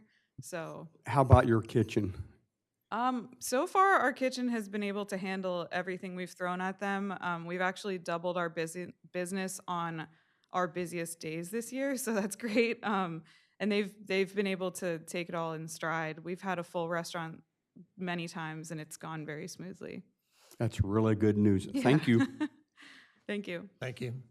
I guess I have a question. Yes, ma'am. I thought you said at the beginning of this discussion, we were looking at moving this to a public hearing, but then more recently you said, discuss. Would it be the intent to go to public hearing, and if so, what are we going with? Or is there still more discussion to be had because of the issues that have come up today? Or the Well, options? frankly, I'd like to get this over with. I mean, this is the 4th meeting. I mean, it's not necessarily we've exhausted, but I would like to get some results on it. I announced at the beginning that one of my objectives would be that at the next meeting, that we consider a resolution setting the public hearing to amend the zoning code with respect to 270-19 size limitations of restaurants on private property. Now, if we have multiple proposals in front of us and we can't today come to a conclusion on which of the three that I read earlier we want to go, then we're stymied. We either put all three as a proposal for the for the public hearing, and we put all three out there, and we could technically vote on one of those options to take forward to public hearing, or we could allow all three to go to public hearing. Options to So, public so, hearings. Correct, Lynn? Okay. and then therefore, out of that public hearing, we can make the decision on which of the three we might want to vote on, or if they fail, all three fail, then the result is a vote to do nothing. So that's an option. I mean, I haven't been bashful on it. I've been reluctant a little bit to increase the size. I acquiesced to go to 250 at the last meeting. I'm not interested in unlimited area and then reducing the amount of seats by 10. I'm not interested in that. And as far as an unlimited area with unlimited seats, I'm not interested in that either. So I'm not being bashful. I'm letting you know what I think of. Well, But I need a path on, can we go for, are you amenable to going forward to considering a resolution on these three options? Or if there's a majority that wants to just drop it, then I need to know. I can say I don't want to drop it because I think it's important for the community to make an incremental change. We have had 750 square feet for many decades, and if we don't do anything, to me, that's not really productive. So I'm very much in favor of getting to the public hearing. And when we left this meeting the last time, we did have a consensus, or so I thought, of the majority of us to go to the public hearing with the 250 square foot addition. Correct. And you heard today Yes. that there's one withdrawal, so that makes three. Otherwise, we could have gone. Now, if we could get a consensus today that one of these three should be the one presented as part of the public resolution, then we've narrowed it down. I would certainly be in favor of going forward with the proposal that's presented to us currently with the 1,000 square feet of space total. My concern is, and I know I get into the weeds, but I do try to consider the staff of how is unlimited enforceable, how then also do building permits come into play, life safety, ADA accessibility, bathrooms. I know that there are codes that are enforced by the state that we have to fall in place for. So I think those are the unintended consequences. And to go with, kind of like a Chinese menu, choose A, B, or C, it could be problematic for enforcement or interpretation, not only by the current building staff, but future generations, if you will. So I think that I would like us to see this to go forward with something very solid that also we could have a reaction from building and licensing of how just what their reaction to 1,000 or unlimited or what have you, if really all of those other issues need to be considered. Obviously not by us, but when an applicant comes forward, we'll say, well, the commissioner said we can do 1,000 feet. It's like, well, you can, but now you have to add extra bathrooms, you have to add life safety, all of these issues that I think need to be a part of consideration when the applicant applies, because I think we'd be setting a false narrative to say, you can expand, oh, you can, but it's going to cost you X, Y, and Z. Now, again, some of those issues may not apply going to the 1,000 feet, I don't know, but I would like to be informed of that information in steps going forward. Thank you. Well, I think we've talked this thing enough. It makes absolutely no sense that we would increase to an unlimited size, but decrease the number of people that restaurants could, or patios could currently have. It also makes absolutely no sense to base decisions on what an individual kitchen or business can handle or what their current staffing needs are. We're coming out of a pandemic where staffing is an issue. It's an issue throughout the entire country. We cannot make zoning decisions based on 1 year and staffing challenges. So that also makes absolutely no sense to me. It doesn't sound like there's any support for unlimited. One. I'm not unopposed to it, but knowing that it's not going to pass, why even consider it? I think we've come up with a compromise at 1,000 square feet. I'm happy moving forward with that. I think that is the most productive thing to do and makes the most sense. Well, Patrick, I think you were silent last time, and now you're voicing support for taking a look at the 1,000. And my point there is that you kind of displace Commissioner Legree, so that's 1, 2, 3, 4 that are interested in the 1,000 square foot. If it's amenable to the commissioners, then we'll put that on the agenda for the next, consider going to a public hearing in this matter, but solely for that particular one. And then we'll have Matt come in and further address some of your Commissioner Legree? Matt, how do we decide now when they need extra restrooms, if they have enough egress and associated restrictions? And when we vote, we have a number of seats on every plan that you bring to us. Do we never look at that again? Thank you, Commissioner. So typically, that is how an applicant applies for this type of occupancy. It is applied for by showing tables that have been laid out by an architect or an engineer, a design professional, if you will. And they've taken into account, the various paths of egress, the maintenance type, if you will. Also, the total amount of occupancy for not only the building, but the patio. As that all increases, as you know, life support system, life safety systems become much more crucial. And yeah, I see you have the fire truck sitting in front of you there. I'd just like to remind you that the magic number when it comes to the fire marshal is 49. 49 is the magic number for any space. And I think that's kind of where the 750 maybe correlates to. What happens at 49? 49, you can have in-swinging doors into your business. You don't have to have manual pull stations. You don't have to have a degree of life safety protection. Once you get into 50, you have multiple means of egresses. The doors have to swing out. You've got, in certain situations, manual pull station requirements, smoke, heat, carbon detector requirements. So the 50, the magic number, I believe, where this came from, the 750, is the 50 occupants. What some places might not be able to do is have 2 or 3 means of egress from their patio situation.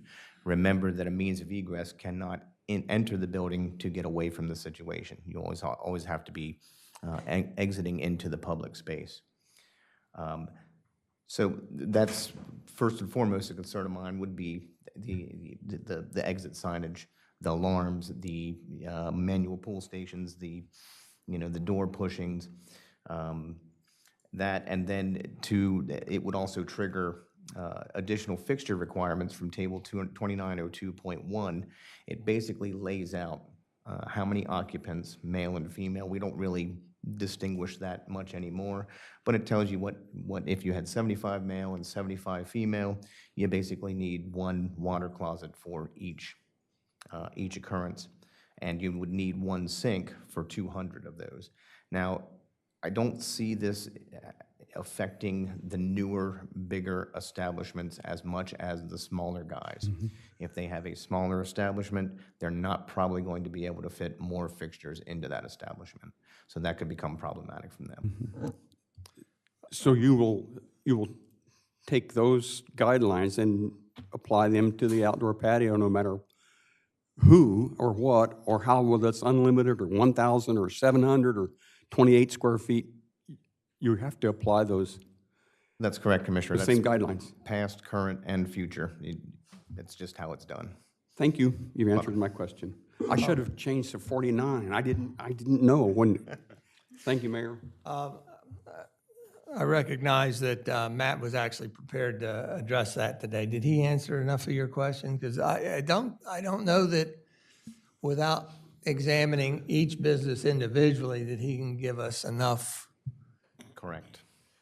overview. Again, that's why I don't want the applicants to set a false aspiration in their sense of, sure, I'd love to expand, and, if you give me 1,000 feet, I can, and then, if you will, hit the roadblocks. And, we hear concerns about, well, the permitting process is arduous and takes forever, and it's too expensive, and, I'm just a small little business, and I can't afford X, Y, and Z, and that's understandable.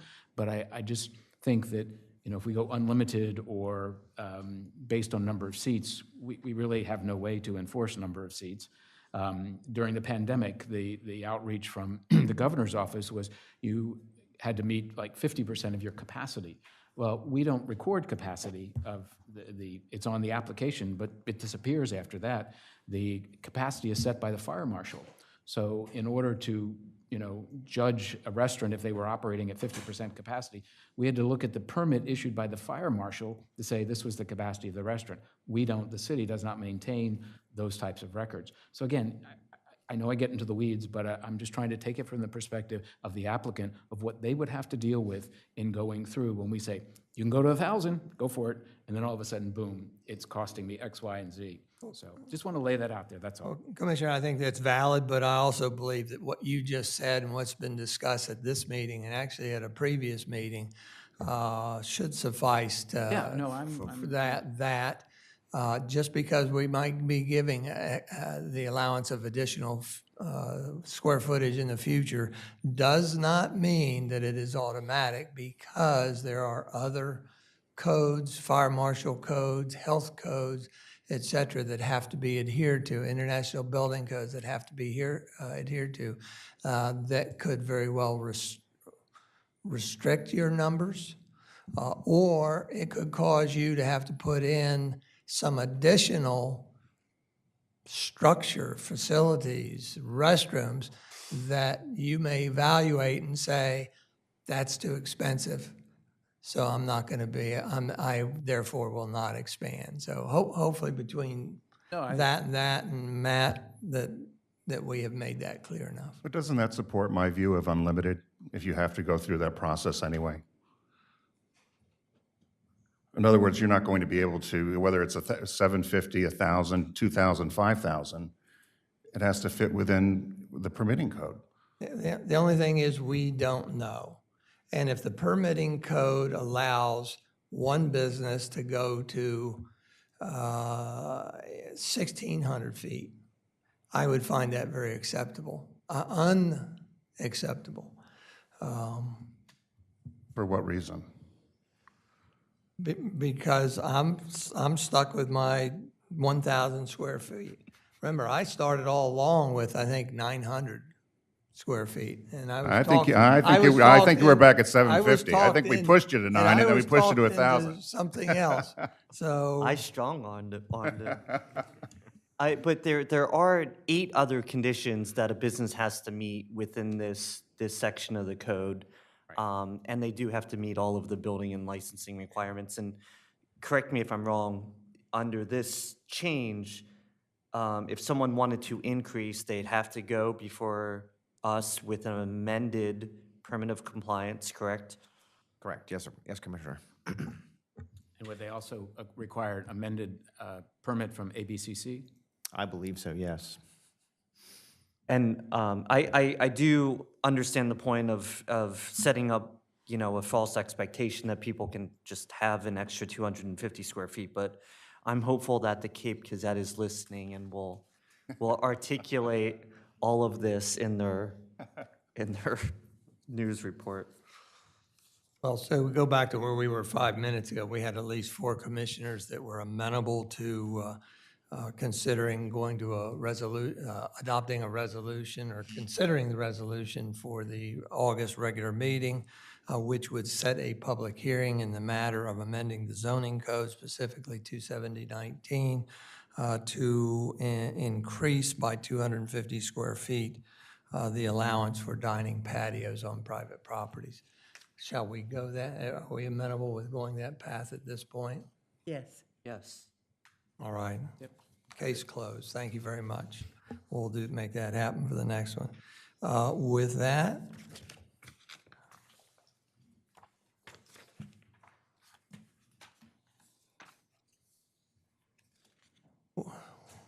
our next item number 3 in business with our resequenced agenda is to discuss a draft ordinance to amend Municipal Code 27019 use restrictions of the zoning code to permit a restaurant dining patio to exist on a parcel abutting the parcel upon which a restaurant is situated, whether or not the parcels are in common ownership.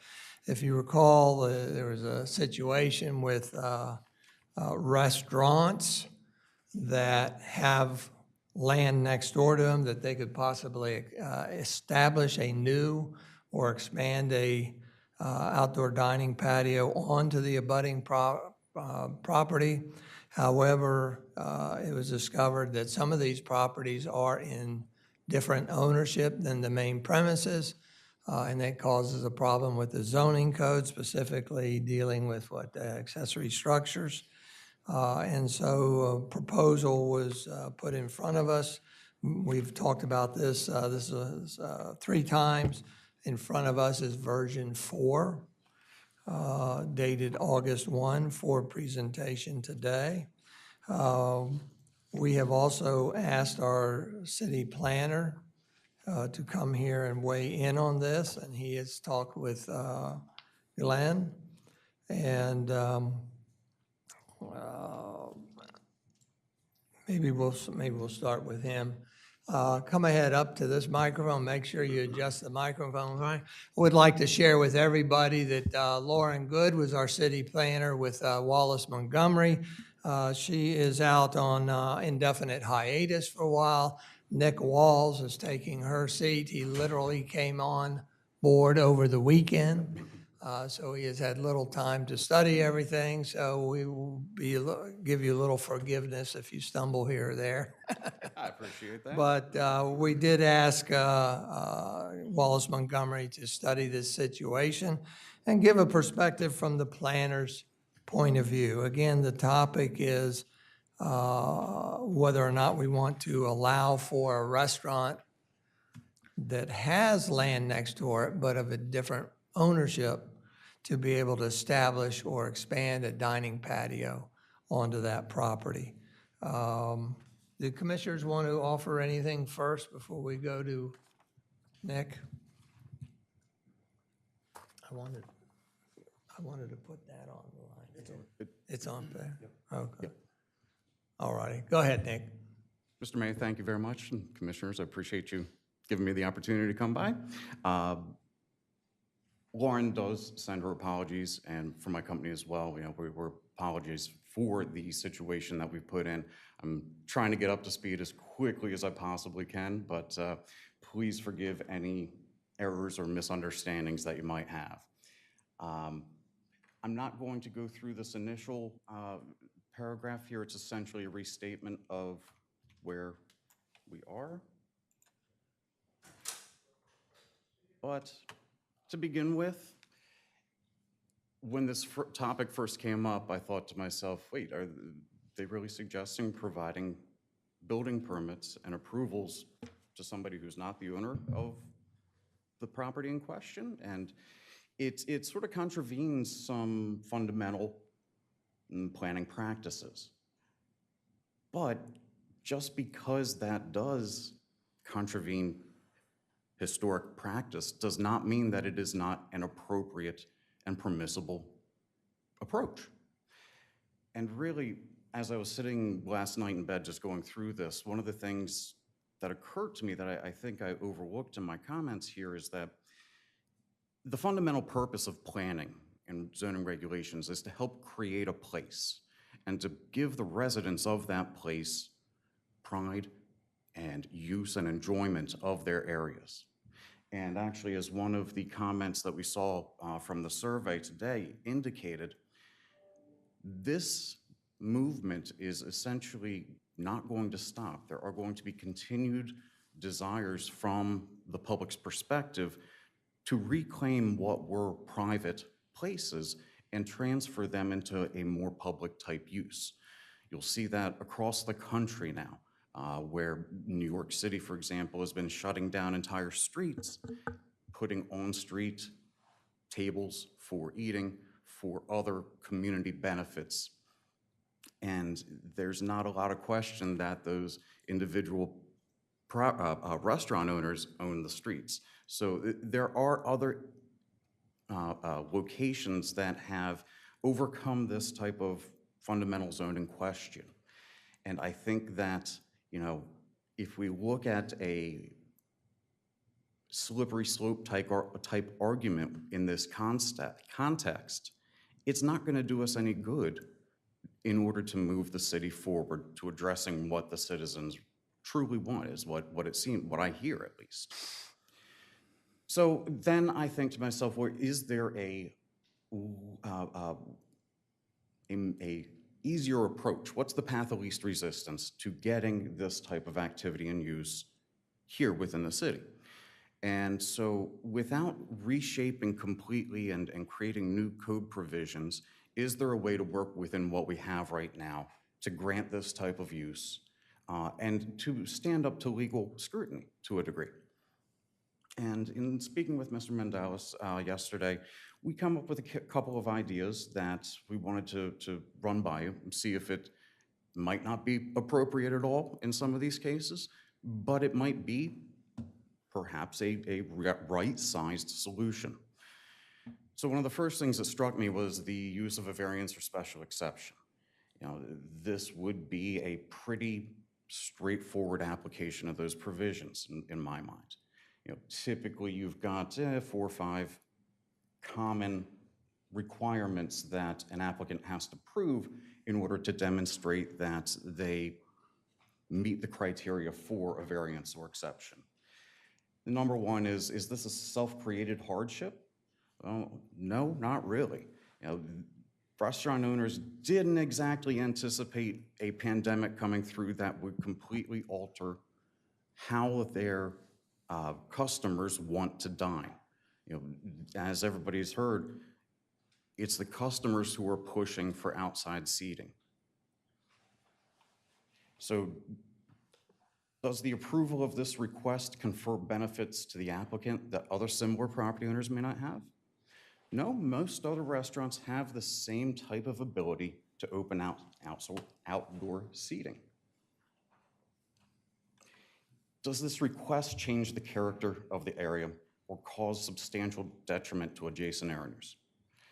In general, as I believe you guys testified, you know, you've had great experiences with your with your neighbors rather. And there are absolutely going to be conflicts, I believe, over noise being one of the primary concerns that I would have with adjacent uses. But as a general statement, the use in and of itself does not create any harm to that neighbor. You can place conditions on the use that help to minimize the impacts of noise, for example. The next one is, would unnecessary hardship be created by strict application of the ordinance? Unfortunately, if we do not provide restaurant owners with the ability to react to the change in public demands for their services, you will likely see some businesses start to fail. That might be a worst case scenario. That is a worst case scenario, but it's not going to help them, that's for sure. And then finally, is the approval of the variance, would it be consistent with the intent of the ordinance in general? And yes, absolutely. The intent is to give restaurants outdoor seating opportunities. Whether or not the property ownership issue is in play, it is not inconsistent with the fundamental intent. So there could be an argument made that these applicants should be going through a variance special exception type process, but that is just one opportunity, one potential avenue that you can take to address this type of situation. Of course, that is just a one-off and would be somewhat kicking the can down the road. You might have to deal with this time and time again, which is the benefit of then considering a change in the actual regulations to provide increased capabilities. One of the other ones, I'm going to skip this second bullet here and jump to the bottom. So one thing that I was thinking is, what about having the adjacent property owner actually be the applicant for the building permit, and then have a private use agreement between the restaurant and the adjacent owner so that they can have free flow of patrons, et cetera. It would, on the surface, resolve the issue of issuing a permit to the non-property owner, but then you might have other issues come up down the line that create just as thorny of an issue. So is that the best answer either? Maybe not. The other option that we thought about was creating a policy whereby you have a common equitable interest in the two adjacent properties, which would permit the construction of the patio on one of the properties, similar to the situation where common fee simple interest in two adjacent properties permits construction across property lines. So essentially, if you've got Bob owning Lot A and Lot B, he doesn't necessarily have to consolidate that lot in order to build a structure that crosses the property lines. That's a very simplified explanation.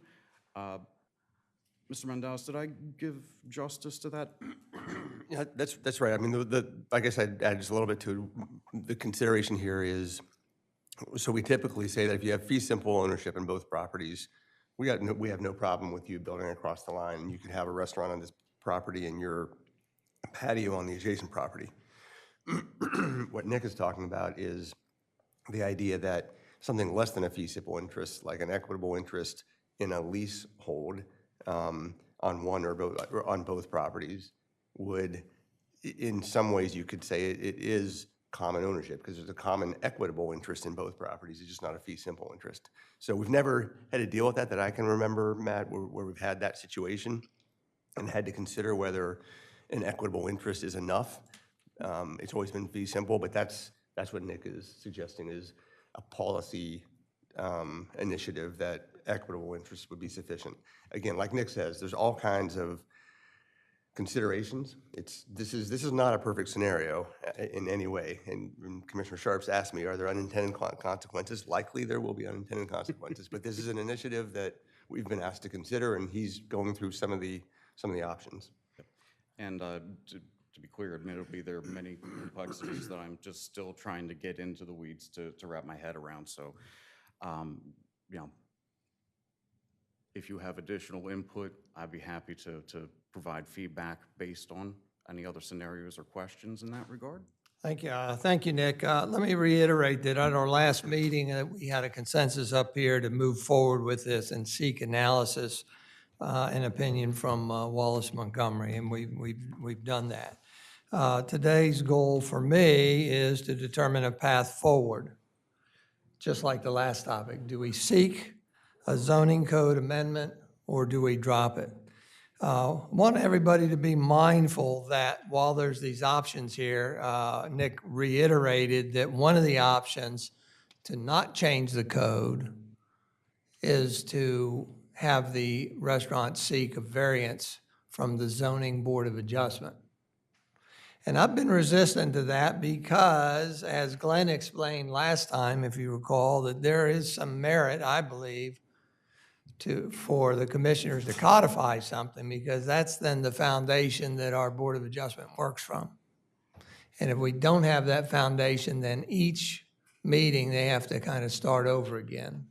And that gave me heartburn, frankly. I wanted to make it easier for the restaurateurs to have it codified and know whether they can do it or not without going for the Board of Adjustment, for the extra expense, the extra time delay. I'm also mindful that public input, to me, has been very important. I've mentioned it many times. Public input in terms of even if they're allowed to do this, we have to be mindful that they have to go back in front of the commissioners for a permit of compliance. And during that permit of compliance, it includes a public hearing in which our constituents or the public would come in and voice their opinion on whether they believe the request is reasonable or not. Now, there's another opportunity for public input, and that is when you go for a variance, because the Board of Adjustment conducts public hearings and everything. I have had somewhat of an epiphany over the weekend, so the danger of delaying votes perhaps, but I realize that some of the potential areas where the restaurant could seek to expand includes abut residential properties. That, for me, is an absolute game changer. It happens to some on the south side of Rehoboth Avenue. It happens to some possibilities on the north side of the avenue. And that alone gives me great pause, in fact, to want to abandon this and let the Board of Adjustment, the variance process work out. Because again, those residential property owners that are but those areas or others will have that opportunity to go to public hearing in front of the Board of Adjustment, and they will have a second opportunity to go to public hearing and voice their opinion in front of the commissioners for a permit of compliance. So there you go. Open it up for comments among the commissioners before we go to the members of the public. May I comment? Yes, you Mayor? can. I just want to ask Mr. Janis, so I don't think if this was amended that you would issue a permit for a dining patio on residential property, right? There'd still have to be a property that restaurant use was permitted, right? So it'd have to be a commercial. It would still have to be a commercial property, that's right. And understand my point. My point is that you're liable to have a residential property abutting your commercial property that could severely impact them. And I want them to have a voice, not just once, but twice. And that twice is by going in front of the Board of Adjustment and then in front of the commissioners for the permit of compliance. So that's my latest philosophy. If we could get some feedback before we go to the public. I remain supportive of codifying this. I'm sorry, I remain supportive of codifying it. codifying. I remain supportive of codifying it. I appreciate having the options. I think some of the two options for codifying are very creative and was very helpful to us, so thank you. Just curious, when you talk about one of the options here is creating a policy, how enforceable is a policy, or is that a codification really, or how does that fit into interpretation by building and licensing, and how could that be massaged or manipulated if it's a policy? I think it's probably a much longer discussion. I mean, this is something that Mr. Wall and I thought about over the weekend, and you know, so our policy, our current approach is that it has to be fee simple ownership, and I think that's standardized in zoning law more so than any equitable type common interest. So I mean, this is just really kind of throwing something against the wall, and if it sticks and the commissioners want to talk about it, we would and see if that's something that makes sense. But it's a very, very, you know, infant type discussion right now. So if it were to be codified, the draft that you have What line number does this extend or indicate this would be codified? Again, I really don't have any idea. If it's something you want to pursue, we would come back with a lot more analysis before we ever could recommend it. So we don't really have anything in front of us to codify yet, No, correct? no. Okay. So we have a couple options. One, if there were agreement with me, essentially, we would agree to drop this topic and it would not be on a future agenda. If you don't agree with me and you agree to continue to pursue it, then we do need to have a draft ordinance put in front of us, and that would be the subject of the next September workshop meeting. So I'm looking for direction. If we drop it, that forces everybody to go to the Board of Adjustment. Is that, am I mistaken in that assumption? No, that would be correct. Which is the process now. I'm in favor of codifying it.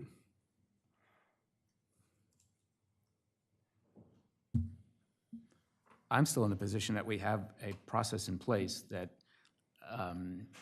it works. As the mayor has stated, there's 2 opportunities for public participation in it, not only with Board of Adjustment, but also then issuing a restaurant permit of compliance.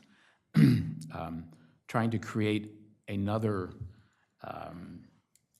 policy or procedure or codification, I just think, again, kind of complicates things for building and licensing and trying to understand this. And we're talking about ownership here, whether it's fee simple or it's leaseholders. I mean, there's just so much that kind of enters into this that you really can't tell going into it, where I think that that is the Board of Adjustment's role to look at individual oddities within properties or what the owners want to do with their properties, and the right to do it and how to interpret that with the code. That's where I'm coming from. I have a question. Nick, if I yes, may. sir. Have there been any requests from private restaurateurs to use public property in this manner? We have a totally separate policy that reflects our desire to allow outdoor dining on public space, but that is totally different than what this topic is. And we, as I tried to announce at the beginning, we're not letting them merge. I have, Thank you. I I just said thank you. I have a question. If you're looking to codify it, would we be codifying, we have to pick one between this common equitable interest suggestion and the property owner requesting the permit, or could those be combined into one? Or what? I just didn't know what you were looking at codifying at this point. I mean, what I can say is that the equitable interest common ownership idea is we're not ready to put an ordinance in front of you on that one yet. We would need more time to consider it. So I think what you're looking at is codifying probably, we've got a draft of an ordinance now that basically says it'll be permitted on adjacent properties. What we're thinking about through right now is who is the applicant in that instance.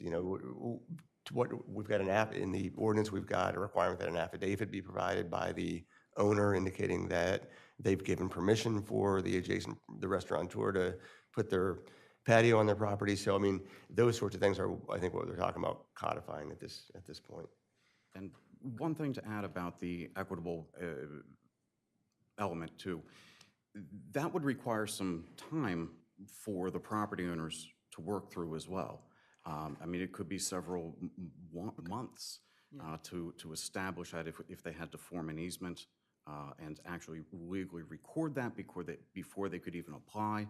So there might be additional hurdles that requires that might not be appropriate for an individual property owner to have to jump. So you'd be looking at moving ahead with this, the adjacent property owner requesting the permit as part of the code revision you've already given us. Yeah, I think that makes sense now that we've talked it through, that I think that the code should identify who the applicant will be and how that plays out. Typically, we don't have to put in the ordinance who the applicant is because it's always the property owner. I'm going to try to ask a very straightforward question, but in my head, it's not straightforward. So I want to tell you that ahead of time. I'm conflicted about this. And back on July 5th, I was very supportive of getting the opinion of a planner through Wallace Montgomery. And now that I have that, maybe someone can help me. I do not find for me that answers that range from yes to no are particularly helpful to me. So last time I talked about this, I was very concerned about unintended consequences, and I'm glad you brought that up, City Solicitor, because I was told at the time, well, whatever comes up can be addressed at the time it comes up, which I understood the answer, but I'm not certain it was particularly soothing, that that's just what we'll have to deal with. So now, I thought a more straightforward answer from Wallace Montgomery was this part about using the existing provision that we have. But it seems to be muddled with additional, there's that, but then there's this, which we knew before we gave it to Wallace Montgomery, I could swear. So I'm still conflicted. I'm very concerned about the mayor's articulation of what could and more than likely would happen, to an adjacent residential property. So if anybody can help me, I would appreciate that. I can offer, because Nick and I had these conversations that, and we've had this conversation. This is unconventional. When he said, when he read it and he goes, whoa, they're actually considering allowing permits on adjacent properties and what? And then he said, well, maybe it's for the better good and that's what the people want and it's creative zoning and it's moving things forward. I mean, so don't misunderstand. If you do this, it's not something that's repeated across the country in lots of locations. I've been asked to find ordinances. There's not good examples out there. As Nick says, it's not impermissible. It's something you can do if you think it's the right thing to do for Rehoboth Beach, but there's nothing conventional about it. Well, but the other side of that is, why would we be doing this if it's not conventional and it could open us up? Because I'm not an attorney, I'm not a planner. To me, it makes me very uneasy that with all the potential for redevelopment that we have here in Rehoboth, I'm not certain what we're walking into. Is that a reasonable thought process? Absolutely, and the answer is, why would we do it? I mean, I go to Vegas, and every time I go, how did that get approved? Somebody's got to do something creative once in a while, and if this is what Rehoboth wants to do, this creative, it's you're the ones that have the vote to do it. And just nail for me, how does it benefit the city in general? And the life safety issues, the composition of our city, the vision we have for our city. What does this do for us if we want to go out and be on what I'm going to refer to as like a cutting edge of something that we don't have a lot of experience with? Yeah, so I think you're balancing the legislative scale. I'm right? trying. What does it do for the city? So some people really enjoy outdoor dining activities, and this creates perhaps more opportunities for outdoor dining. Okay. But then you've got the risk of unintended consequences of creative legislation. Well, and so I'm all for promoting the general welfare and what's good for the dining public. And I'm right back to where I was on July 5th, which is the risk-reward calculation here.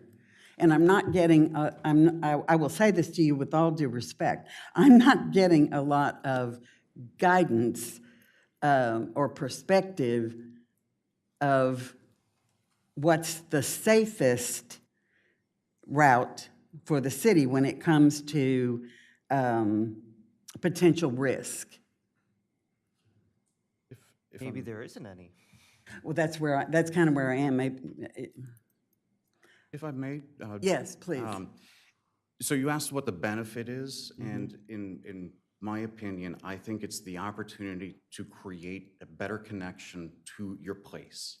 When I crossed into town this morning, I was looking around and I knew exactly where Egg is despite having never seen it before, because I saw the congregation of people who were out front there, and not just in the patio area, but along the sidewalk leading to and from. And you could see that it was more than just a restaurant. It was a meeting spot. It was a community facility. And it's that type of street feel that the expansion of patio and on-street dining will continue to encourage. And I think is actually where the public demand is going to be pushing for, across the whole region. As to your question about what is the most risky or least risky way to go, Least risky.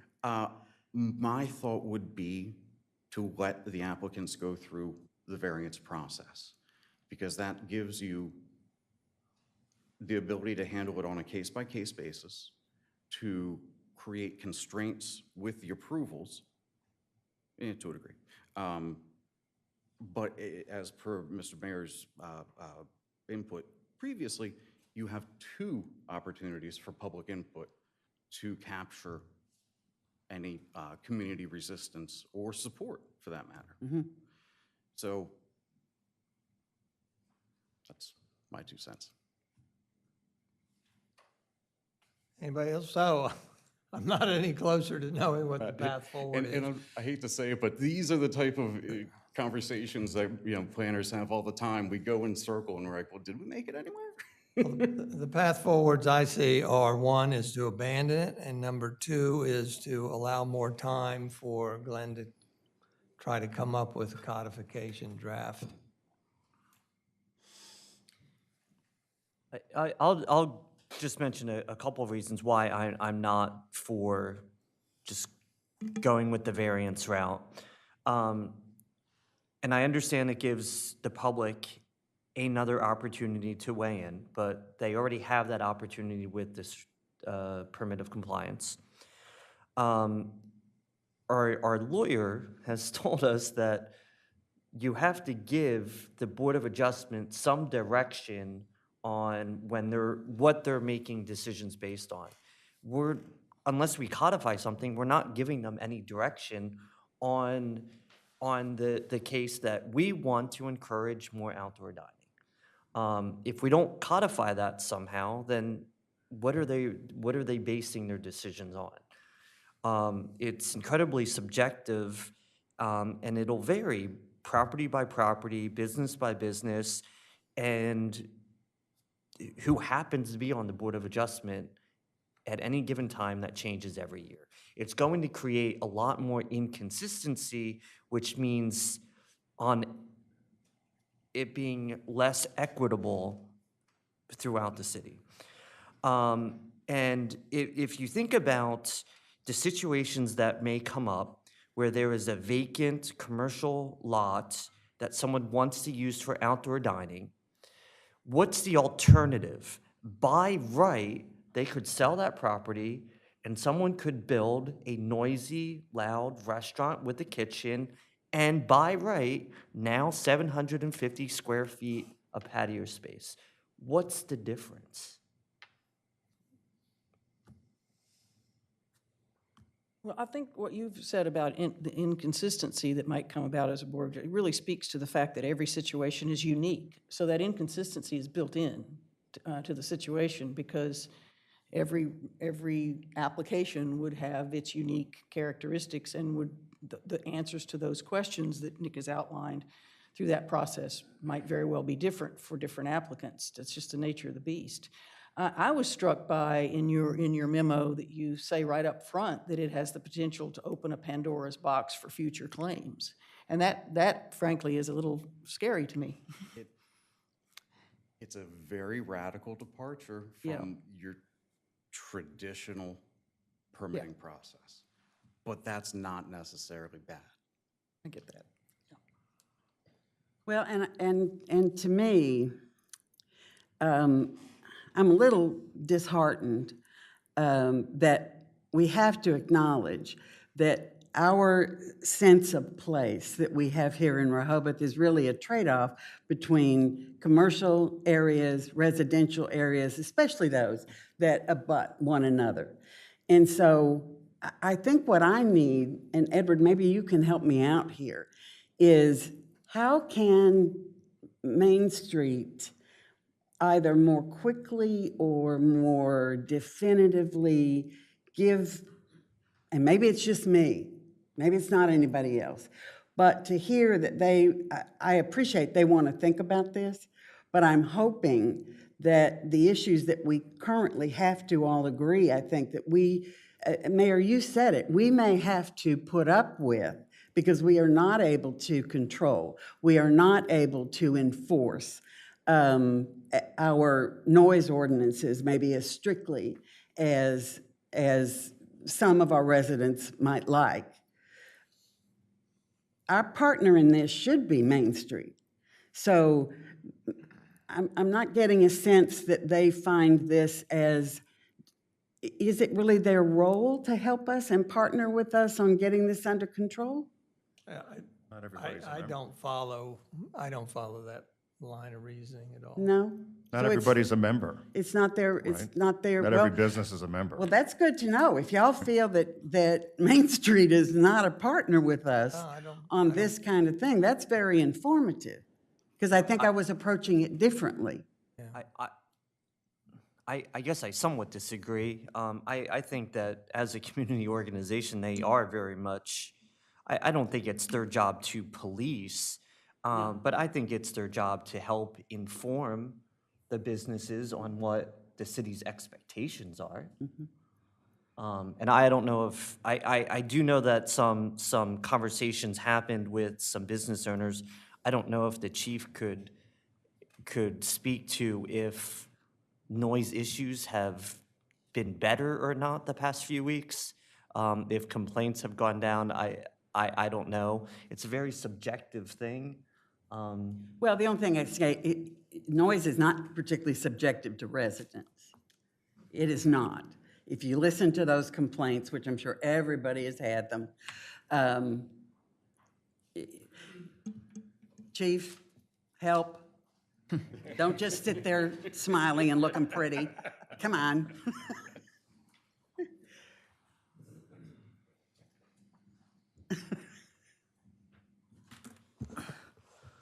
Well, good morning. Yeah. Do you have a specific question you want to answer, or just in general, as the commissioner asked about the noise complaint? We've had some conversations recently with some businesses. One particular where we get a lot of complaints at and trying to keep the noise down. We've been a little bit successful. They've had to make some changes, which they've been cooperative in doing. But at the same time, they're having trouble keeping their entertainment that they've hired under control. Once we leave, they want to knock the noise back up and things. But they've been working with us and moving things around. So I do have to say that. And yesterday, it was way down under. The one issue we have as far as with noise, as far as enforcement, and it's a bigger conversation, is just where is the street traffic noise? Where's the mean at on that when you're deducting that? Because sometimes you can have levels out on the street higher than our noise ordinance allows. And also, sometimes we can't take accurate measurements, so we just have to abandon that too. And I'll remember our noise ordinance has in commercial district, we use a noise meter to cite that. We have plainly audible in the residential areas. And also we have two different ways of measurements. And also, yes, we're still working with complaints. They are going down here recently. Now, is that because people are just tired of calling in and seeing what happens, or is people working? But with that, if I'm being honest about it, a lot of the business owners are working with us and all, but it's going out there on Friday nights, sitting there 2 hours with them, working with that, and on Sundays, taking care of it. So we're making headway, but slowly. Chief, I'm assuming this noise is coming from inside the restaurant. It's, no, it's sometimes out the patio. A lot of it is just crowd. Because Clapping, number cheering. 27019B number 3 says there shall be no live entertainment on the patio. And then number 4 says there will be no external speakers or amplifiers. Were they violating those two? You know, you can start inside, but if you have patrons outside can hear it and it's part of the entertainment, the restaurant's in charge of the people that's out there at the restaurant, so therefore it becomes a noise issue for people clapping and yelling. Well, I didn't want to, digress into a noise discussion, but it is an undercurrent for me of what we decide to do here. So I'll turn it back to you, Mayor, of how you want to move us wherever. And thank you, Chief. Again, I'm trying to determine the path forward. Either it stops here or we ask Director Glenn and to work with Nick on codifying what they think the best option would be. And you know my opinion, I was ready to stop it here. And I don't, Ed negates my opinion because he wants to continue with it. If I could ask Solicitor, the Board of Adjustments in there, if they were to hear something of this nature, they have the ability to impose conditions. Is that correct or not? That happens from time to time. It's usually, there's a split actually as to whether boards should do that or not. Either they should be granted the variance or they shouldn't be, and conditioning it, there's some authorities that'll say that's bad practice for a Board of Adjustment, but I don't know of anything that says they can't do it. Because I just, trying to look ahead, and I enjoy outdoor dining, there's no question about that, and it certainly can be a money-making opportunity for the business. But, right now, to use Egg as an example, they have, if you will, self-controlled. They close at 2 o'clock in the afternoon, 3 o'clock in the afternoon.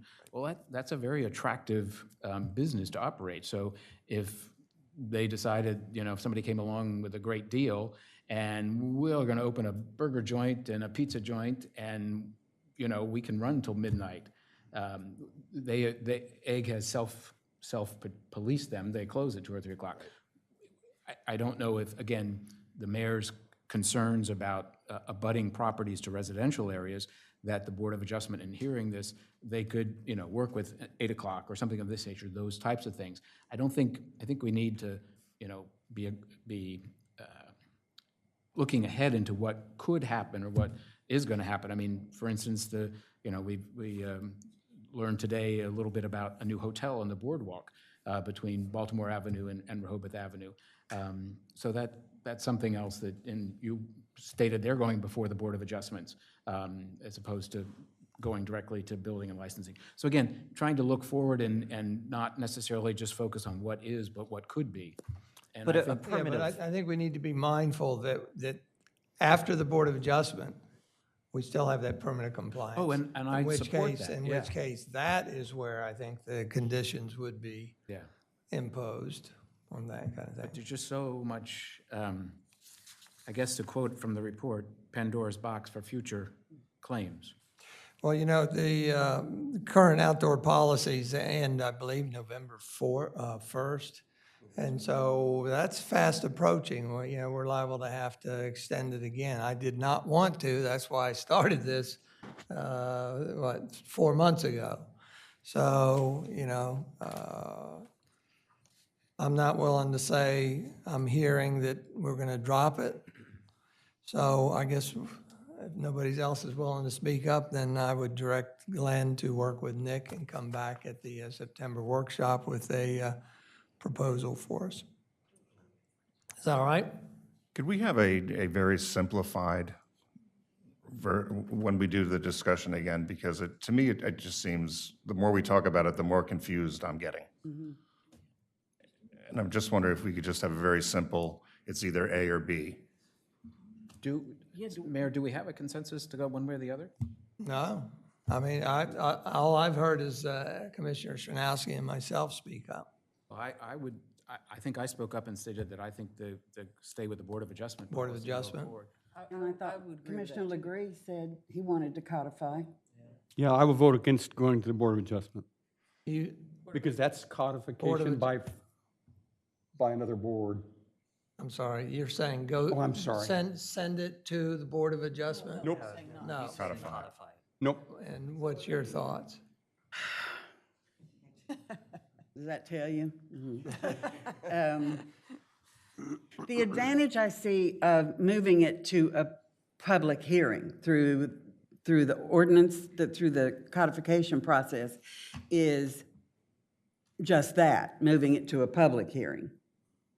But there's a lot of work and investment to get to that point if we want to direct Len and Nick to work together. And so the hope was that if we could, to try to come to a conclusion without devoting his time to it. Realistically, And we're if you're talking- on the fence, I'm No, fine with you saying, let's move it, let's go to the September workshop meeting. I'm on the fence at the moment. I have to be very candid about that. You can tell. I'm with Commissioner Sharp as well.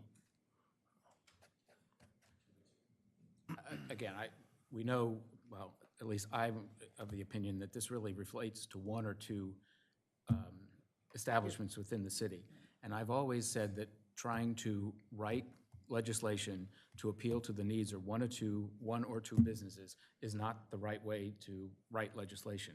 I think we have a process in place of the Board of Adjustments, followed by a permanent compliance. And just to me, it's been in place for many years. It's worked. You know, that's it, in my opinion. Well, we will move this forward to the September workshop meeting. Glenn, if you would work on something. And the reason I made that decision, we've got two that wanted to support codification and two on the fence and one unspoken. So let's err on doing that, and we'll hear it again. All right? Yes, thank you for your Have patience. I gone to the public? Huh?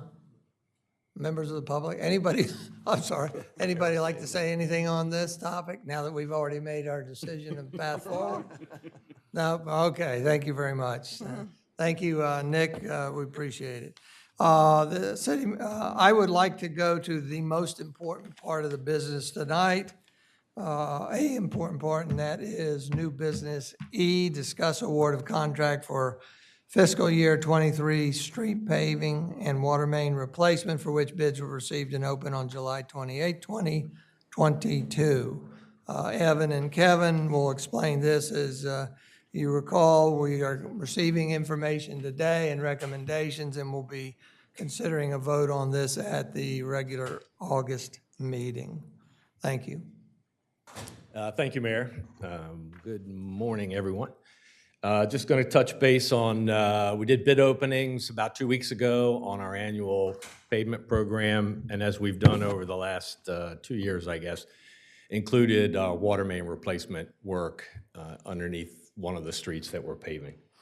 In this case, just remind you of kind of the scope. The intent is to replace the water main on Norfolk Street between Scarborough Avenue and Byard Avenue, and then to do resurfacing work after that water main is completed on Norfolk, as well as resurfacing work on Scarborough between Rodney, where we ended up Lake Drive last year, and then run that heading toward Rehoboth Avenue basically between Rodney and Hickman. You received over the weekend, I think, the bid analysis that was done by our paving consultant. Had all the details in there, but basically the budget we had for paving was $450,000, and then our budget for the water main replacement is $250,000. So combining them, we had a combined budget of $700,000. We're going to recommend awarding at about the 660 or 680 level, which I'll show you momentarily. One thing I did wanted to highlight, which we've done to sort of a lesser degree on the last year contract with respect to the paving, is we're going to send notices out to each of the homeowners that are affected by the water main replacement and encourage them to, at the same time while we're out there, or I guess with the water main works, at some point in time prior to or even subsequent, since it would all be on their property, they should consider replacing their private side part of the water service line if they haven't done so already in the recent past. This is one of the blocks we talked a couple months ago about the new lead service requirements, lead and copper rule requirements. And this is a block where over the years, it's had, every one of those houses has been connected to the lead gooseneck at one point in time. So if they haven't replaced it anytime recently, they should consider replacing their part as well. We will replace the service line from the main to the meter as part of the construction project, but we'll encourage them to take the initiative and do from their meter to their house if they haven't already done so. Similarly, we would contact them and recommend, if they have had sewer problems over the years, they probably still have their old 4-inch clay pipe sewer lateral that they're responsible for. And this would be an ideal opportunity for them to do that work as well. This one, we would ask them to do that prior to us actually doing the restoration, because it'll save them a couple of $1,000 to $4,000 probably just in restoration fees. So we would take the restoration on as part of our pavement contract because we're going to be doing that anyway. So they could come in, do their lateral repair or replacement, and not have to pay the restoration for the street. And then the other part of our recommendation to them will be if they have sidewalk that needs repairs, they need curbing installed or repaired on their property, they can work with us to have our contractor do the work. They can hire our contractor through our unit price contract so they can get their sidewalk restored or their curb restored if it's out of compliance, or even if it's just in bad shape and they want to get that done. So it gives them an opportunity to use, our contractor who's mobilizing and coming in and providing concrete work in bulk, as opposed to each individual person having to go out and find a concrete contractor to do that work. So a couple of options that we're going to outreach to the community that's affected by the construction, and hopefully they'll participate with us and try to get that work done ahead. As we've said before, the last thing I like to see is we repave a street, and then 5 months later, somebody's doing a demo and having to retap, and then we cut into that fresh asphalt, and then the patches never hold up as well as original work. So that's our desire. So we're going to be sending those letters out. Hopefully, if we proceed with an award and we get to that point, then we'll send letters out encouraging the residents in each of those places to come participate with us in that program.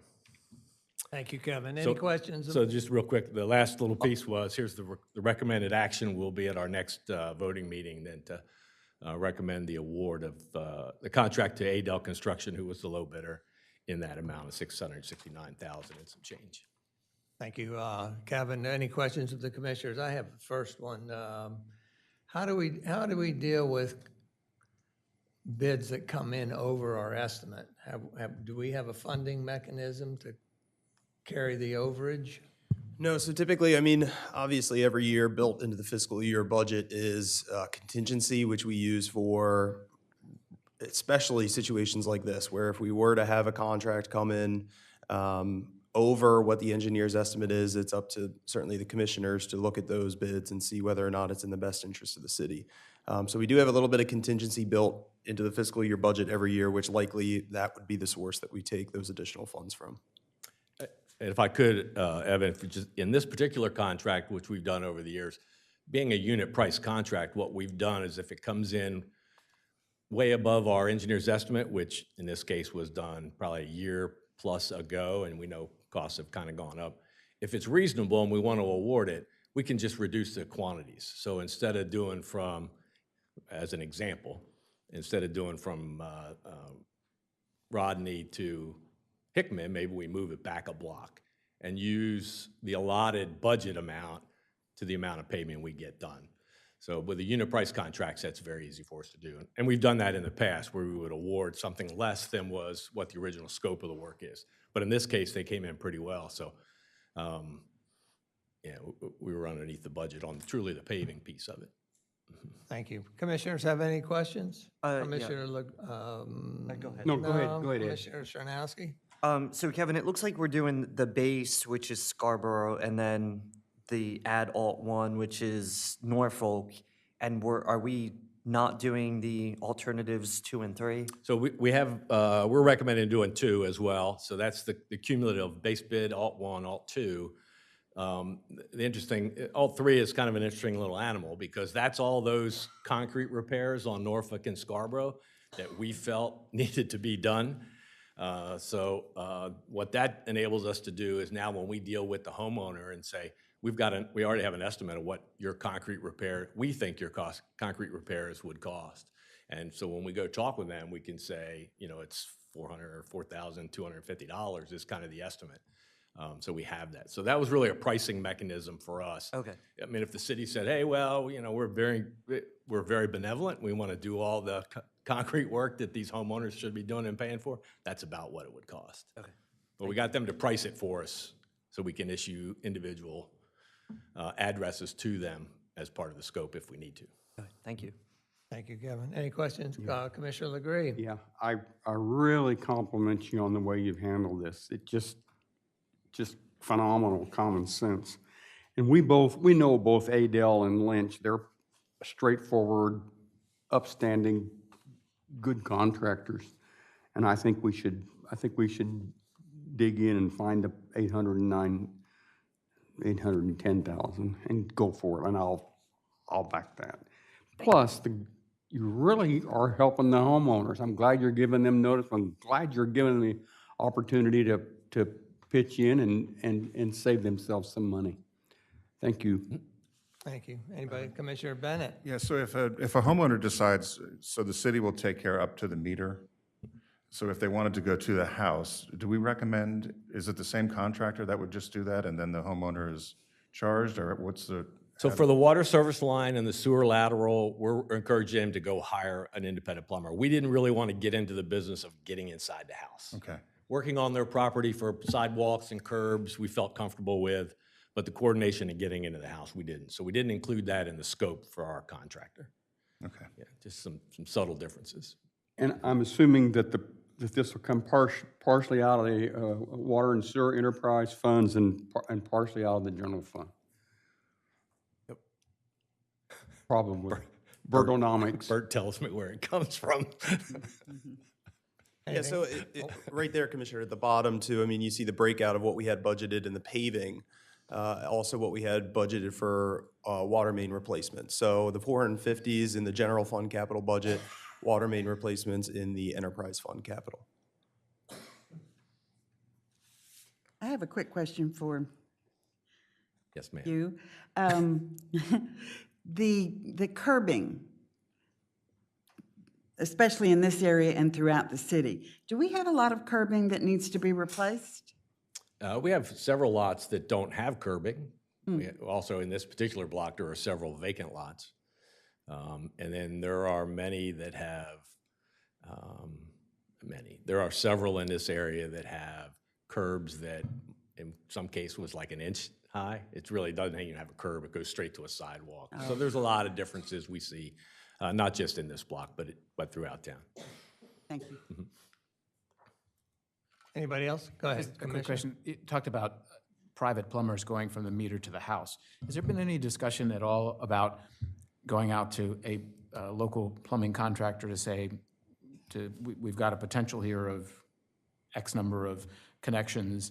Could we work out a deal that it's, I mean, it couldn't be, $1,000 per house or something, but that we would be working so that you, as the city, could also coordinate with that plumber or the George Lynch or Adele, whatever we're going to go with, to kind of make it a little smoother operation and maybe be more encouraging to the homeowners to do this?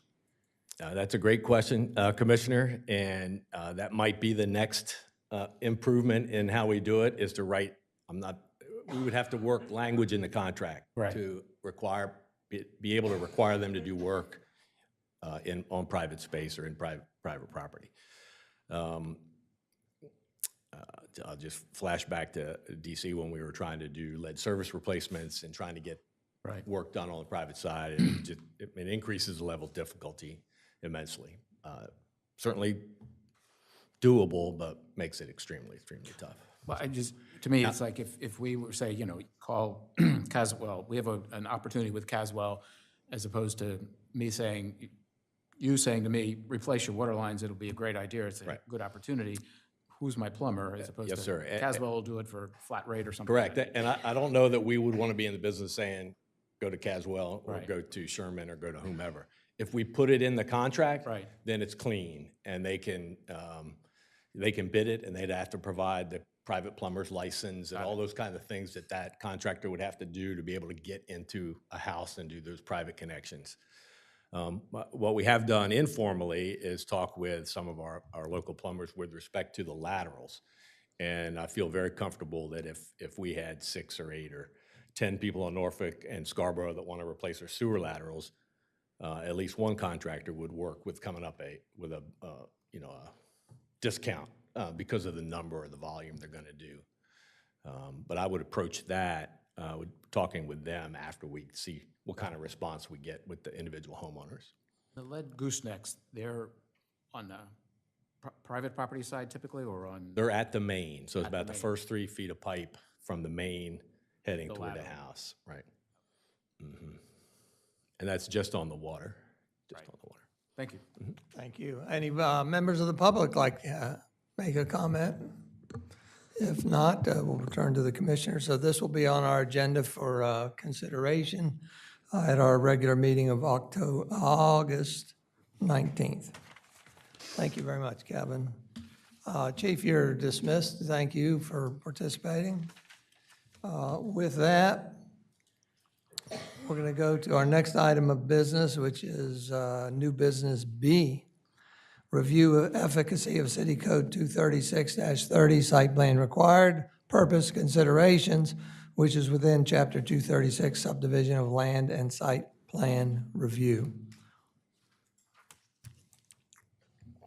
You might recall, I think it was at the end of June that we had a discussion on this. It rose because of the summer work being done by the Sandcastle. And if you recall, at that time, Building Inspector Matt Janis gave an explanation of the 5 criteria that require site plan review and why, in his opinion, it didn't rise to the level of Sandcastle needing site plan review in front of the Planning Commission. It befuddled me because after hearing that, we had some commissioners with different perspectives and different interpretations question that. And we also had Susan Gay was perhaps the most vocal and indicated that all 5 of those criteria she thought applied. And I told Susan I was going to say this, so I'm not surprising her. But so today I put it on there to give us an opportunity to, if we wanted to comment at it all, that was we were able to do so. But my goal is to seek clarity and seek an amendment of this so that we understand how to do this in the future. Matt is prepared to reiterate on his take again on the 5 criteria. Commissioner Susan Gay is prepared to respond. However, my recommendation is that we task the Planning Commission with this so that the planner and the public Planning Commission attorney can give input on this and then report back to us. It takes a little off our plate, puts it on their plate, and I think that is the most prudent things to do. So I'd like to get feedback, and if you concur, then I will contact the Planning Commission chair. Given that you did give me a heads up about this, I would like to take maybe 3 or 4 minutes to provide some background information. And I'm saying that especially since we have now gotten the report from the outside planner. Well, Just to set the stage. if we're going to send it to the Planning Commission, is not that something that you could hold off and give to them directly? Because we have that report, there are a couple of things that Well, I I wasn't think are worth intending saying. for him to report. Oh, I understand that. No, but we have it. We all have it. So we have maybe some assumption. I just want to clarify a couple Well, things. go that's ahead. all. I'm trying to preserve time and No, effort. I understand, and it won't take more than a couple minutes, but I just wanted to, again, this is sort of setting the stage. I hear you, and you actually just said to me this morning about referring it to the Planning Commission, which is absolutely the best thing I think we should do, but I just want to sort of figure out where we are. Because actually, I did think this was going to be a discussion overall about site plan review and not about revisiting the situation with the sandcastle. But just as a point of clarification and correction in some of the information we got, our code has a very explicit definition of site plan review as the examination of the specific development plans for a parcel, including all pertinent information required in this chapter. Wherever the term site plan approval is used in this chapter, it shall be understood to mean a requirement that the site plan be reviewed and approved by the Planning Commission. So all pertinent information required in the chapter is actually contained in an entire article on Article 7 on site plan review. And in it are a number of very specific purposes about protection of architectural massing, composition, scale, preservation of streetscapes. It goes on to list 21 specific criteria and specific elements that are looked at during the site plan review process. And it also goes on to list specific requirements for what has to be submitted as part of the process. Under the requirement, which is really where the controversy came up before, there are 5 triggers for projects that get sent for site plan review. Development and redevelopment is only one of them. The others pertain to whether it's 4 or more dwelling units, if it's a parcel of the development or redevelopment pertains to a parcel of land in excess of 20,000 square feet, but any commercial project over 15,000 square feet of gross floor area or which requires renovation. So it's not substantial renovation over 15,000, it's any over 15,000, or perhaps a smaller gross floor area with substantial renovation, and a development requiring a change in zoning or any other plan referred. And I go back to when site plan, actually, I guess I'm in a sort of a unique position here, having been to every site plan review that has been conducted, and there have been 7. When the code was written in 2009, it was 5 years before it was ever used the first time. It was not till 2014 that the first one took place, and in the intervening years, there have been a total of 7. But at the time it was approved, and I think these words actually may have come from the city solicitor, it says there are 5 triggering events that would send a development plan through a site plan review. They may not need to subdivide land, such as with condominiums. Ms. Sullivan, who was the chief building inspector at the time, thought that it is a wonderful idea to have a step in the process, so it is taken out of her hands. The process would allow for looking at what is proposed on the site, surrounding properties, and how it will fit in with the neighborhood. And the Planning Commission would have more of a say in this regard. The public would also have a say, and it would get everyone to the table. And I also would point out that it does cover residential as well as commercial. But I have to say, I loved it today when Nick spoke about the goal of planning to create a sense of place, and when Commissioner Sharp spoke about a sense of place. Because to me, that's our overall goal. It's what I love about the planning process, but it is our number one concern. And frankly, I think the site plan review process we have now speaks very closely to that and takes that into consideration. I think that's why it was built all those years ago the way it was built.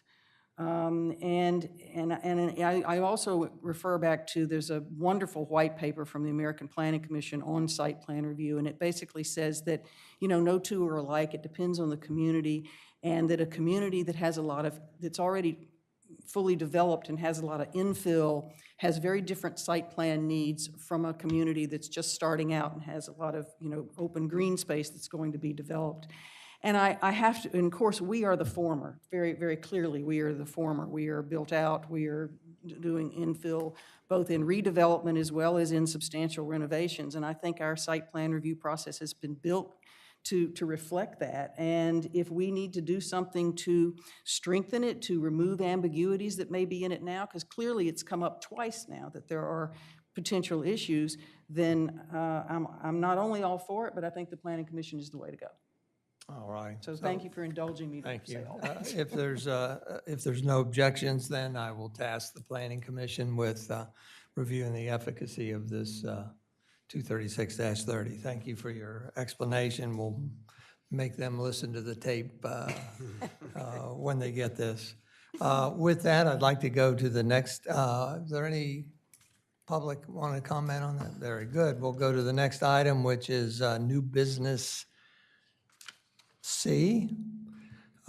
Discuss comprehensive development plan, CDP recommendations to, quote, add the category of oceanfront commercial buildings to those for which site plan review is required, unquote. Even though the CDP is yet to be signed off on by the governor, I feel fairly confident that this will go through. And I'd like to get a jump on it. I think it's very apropos, and it kind of integrates with the topic we just finished.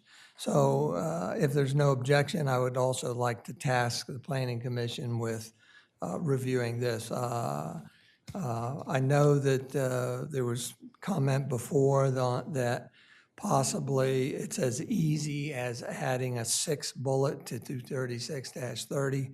Glenn and I talked about it and thought that there really should be more in-depth discussion with the planner and the Planning Commission attorney to see and make sure that it is an effective And clear.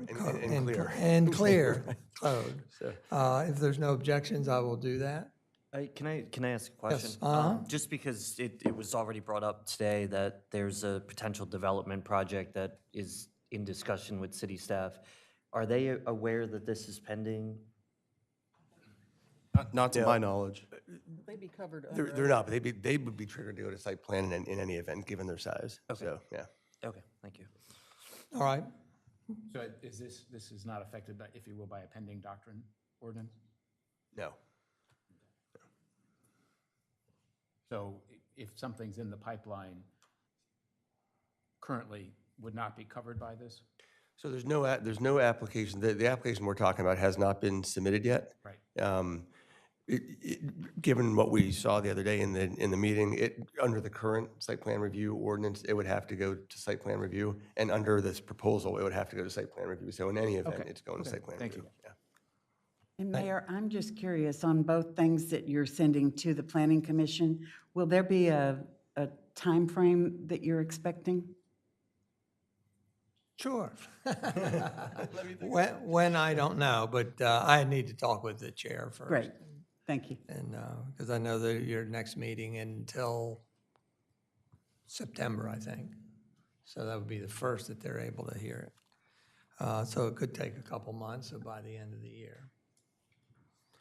Anything else? No, I just think it's interesting that, and I guess there's wordsmithing to be done, but I will point out that this recommendation came from the Planning Commission in the first place. So you're sending it back to them to get the wording right? Is that basically it?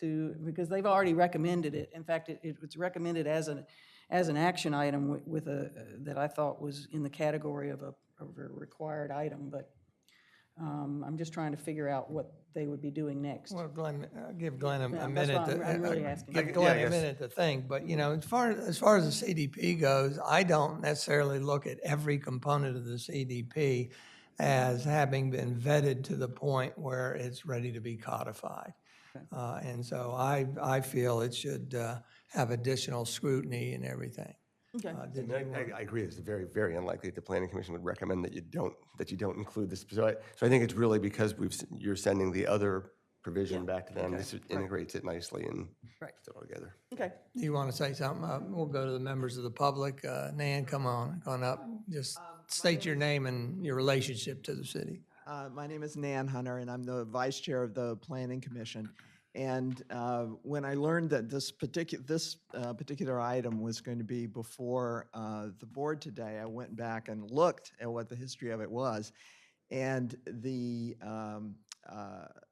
approval for this specific item of requiring site plan for all oceanfront commercial structures, which would extend it beyond those that are not already covered, that don't already meet the criteria, and certainly a hotel would already meet the criteria, so that is not an issue for any pending thing. But that actually was approved at a joint meeting of the Planning Commission and this commission. And the discussion of the proposal entailed some questions from Commissioner Gossett.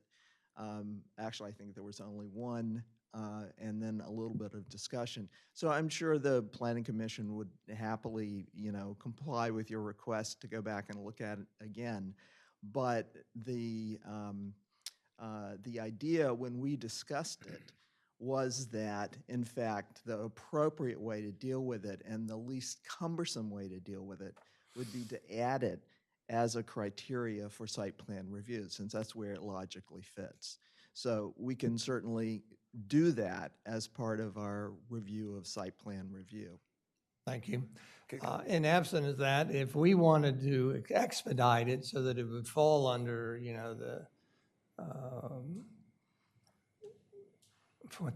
what's it called?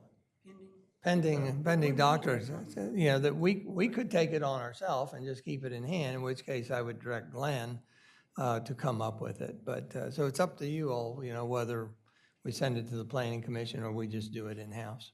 I thank Ms. Hunter for reminding me of that discussion that we had, but it seems like we have an answer or a logical approach to it, just to add it to one of the requirements. I mean, looking to Solicitor, what would be pros and cons of doing that? Thanks. I think what I'm speaking now on behalf of the building official who's here and can speak as well, but I think what he would like to see from the Planning Commission is exactly what kinds of commercial projects on the boardwalk go. I mean, if it's, because he'll get an application to change a door structure, and does that trigger site plan review, or is it literally a tear down and replace, or is it, so we'd like a little bit more flavor of where's the line that actually triggers it. That's the ambiguity and other things too. So again, we can send it to the Planning Commission, or say they've done their job and task Glenn, who would probably talk with Nick and come back, and Matt, and come back with something. I'm fine with that too. And that's probably the quicker way to. Perhaps bring Luke into that conversation just to. Absolutely. But that way we would actually save time, I think, overall. But still get the flavor of the Planning Commission input from the planner and would you rather do that? And so that it's a quicker process? I would support that. Okay. We'll do that. We'll do it in-house. Okay, Glenn, you have your marching Phrase order. quicker is really appealing. Thank you. Thank you very much. Any members of the public additionally want to say anything on that? Thank you very much. With that, we are going to go to new business number F, discuss fee structure and policy objectives for issuance of license agreements, authorizing encroachment of a structure into the city right-of-way. We have something called license agreements, leases, and easements. And Glenn, if you could give a quick introduction as to what is the difference between a license agreement, a lease, and an easement, and what their fee structures have been, perhaps, or I can address fee structures. Sure. So I typically prefer that the commissioners, when they're granting some right to use public property, we do it through a license agreement. A license agreement creates the least property interest in your public property. So if we grant a license agreement, it's much easier to revoke the license if, for example, you need that area back for a public utilities project or something. So typically a license is the least amount of property interest that can be given with regards to real property. A land lease, for example, land lease usually creates a much deeper property interest because they'll typically, somebody's gonna be building on it or doing some sort of activity that they're gonna want to know that there's some longevity to that lease, so it's much more difficult for the city to terminate a land lease. And then an easement is something that's somewhere in between. An easement is typically over city property for purposes of egress, for transport, for vehicle access, but rarely is an easement, something where somebody's gonna build on or do those sorts of things. So an easement is sort of like a license in that it's easier to terminate, but the license is clearly the most beneficial to the city from a flexibility perspective. I don't know if I got that, but licenses are typically what we look to grant in the city if we're gonna grant something. Well, and why I'm introducing this topic is I've wanted to, for many, many, many years, look at the fee structure in particular, okay?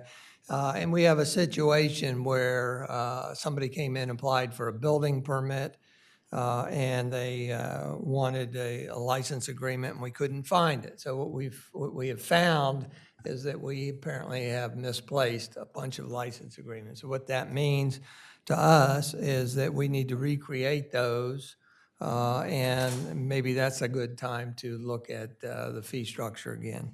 Then we've got different types of license agreements, and so this is intended as an introductory talk, right? We've got different type of license agreement. I call some old. They've had encroachments that have gone on since before the zoning code ever came in. And so there's nothing wrong with them other than the city just ignored things or looked the other way, and people built on city property or encroached into the setbacks, and that's just the way it was in the old day. Then again, there are some new license agreements, such as Agave Restaurant trying to set up a house across the street here. They came and sought a new license agreement. So that had nothing to do with old encroachments. It was a brand new situation. So what I'm asking now is, as we look at these and we look at fee schedules, are there different fee schedules that should be imposed for the different type of old license agreement versus new? As far as the fees for license agreements now, in the research and helping back, we found some license agreements are $0 a year. Some are unknown. Some are $1 a year. Some are $10 a year. Some are $20 a year. A couple more recent ones are by the square foot. Agave was somebody threw out $1 a square foot, and that's what stuck. Similarly for 45.5 Lake, where we were considering a license agreement that allowed them to use city property to achieve legal-sized parking spaces. And that was also charged at $1 a square foot. And again, I'm bringing this up because of the varied fees. There's no consistency in setting the fees. Should there be a process? We don't cover administrative costs. Every year that there's a license agreement, a fee has to be added as a separate item, invoice item to the tax bill. There's a city solicitor's fee that we pay him to either create them and or review them. And for $1 a year, I would say the licensees are getting a good deal. The processes have even been different in the past. We have things called license agreements. We also have found older ones that were done by resolution. So I'd really like to use this opportunity to get a standard process, standard procedure.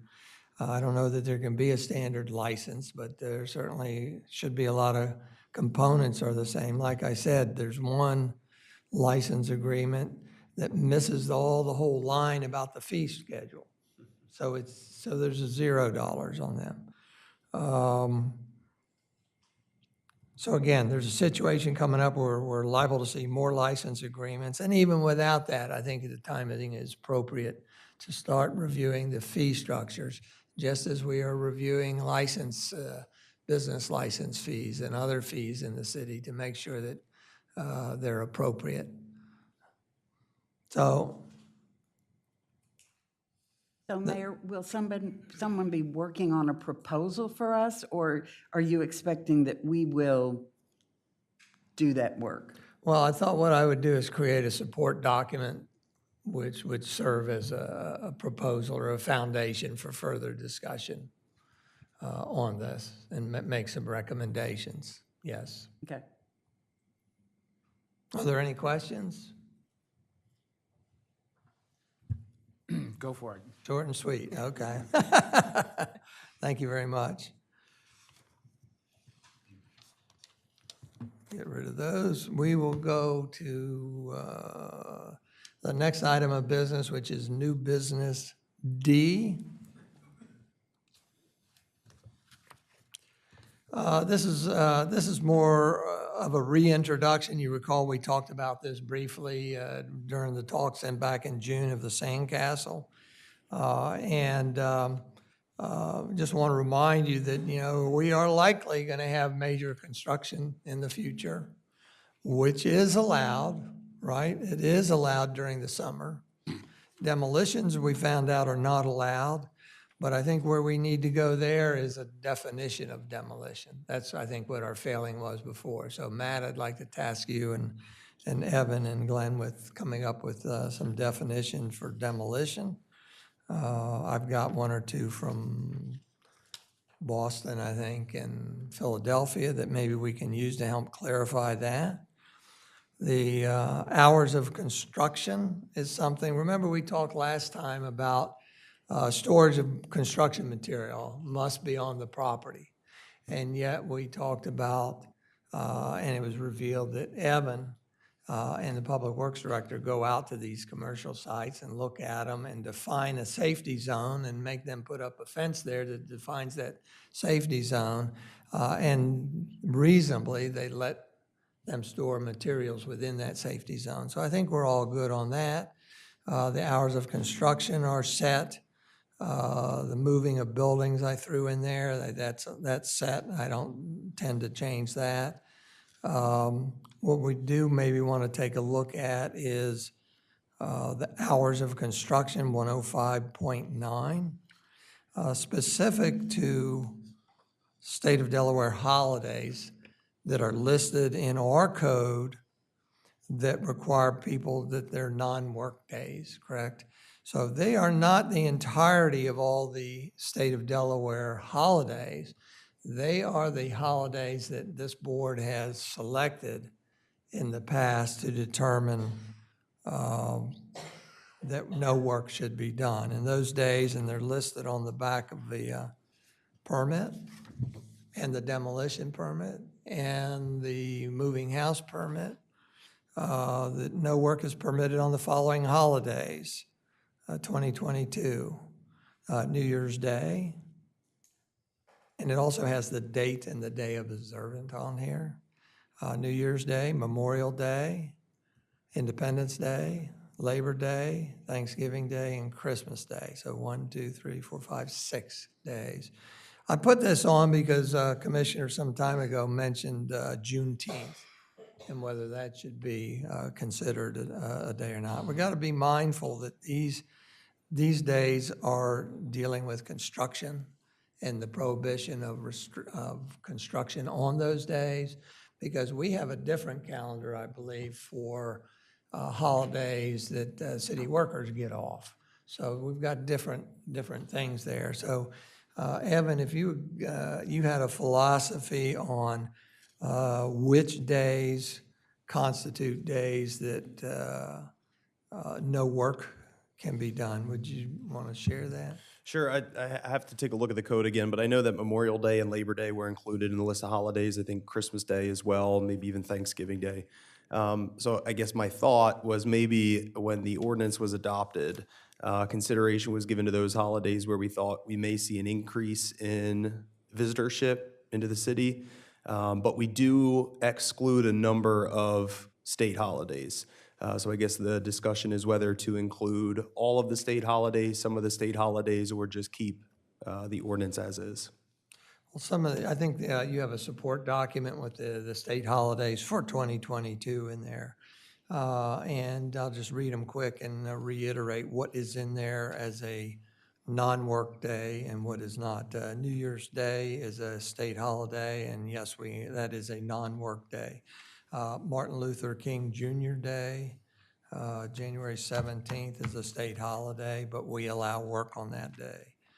Good Friday, April 15th, we allow work on that day, but it is a holiday, state holiday. The Juneteenth, again, I mentioned, is a state holiday, but not a non-work holiday. 4th of July and Labor Day are both state holidays and are both included in our prohibition of working on those days. Election Day, Return Day, and Veterans Day are all state holidays, but are work days. The day after Thanksgiving is a state holiday, but is a work day. So I'm fine with maintaining what we have based on Evan's philosophy, but I wanted to run it by you all.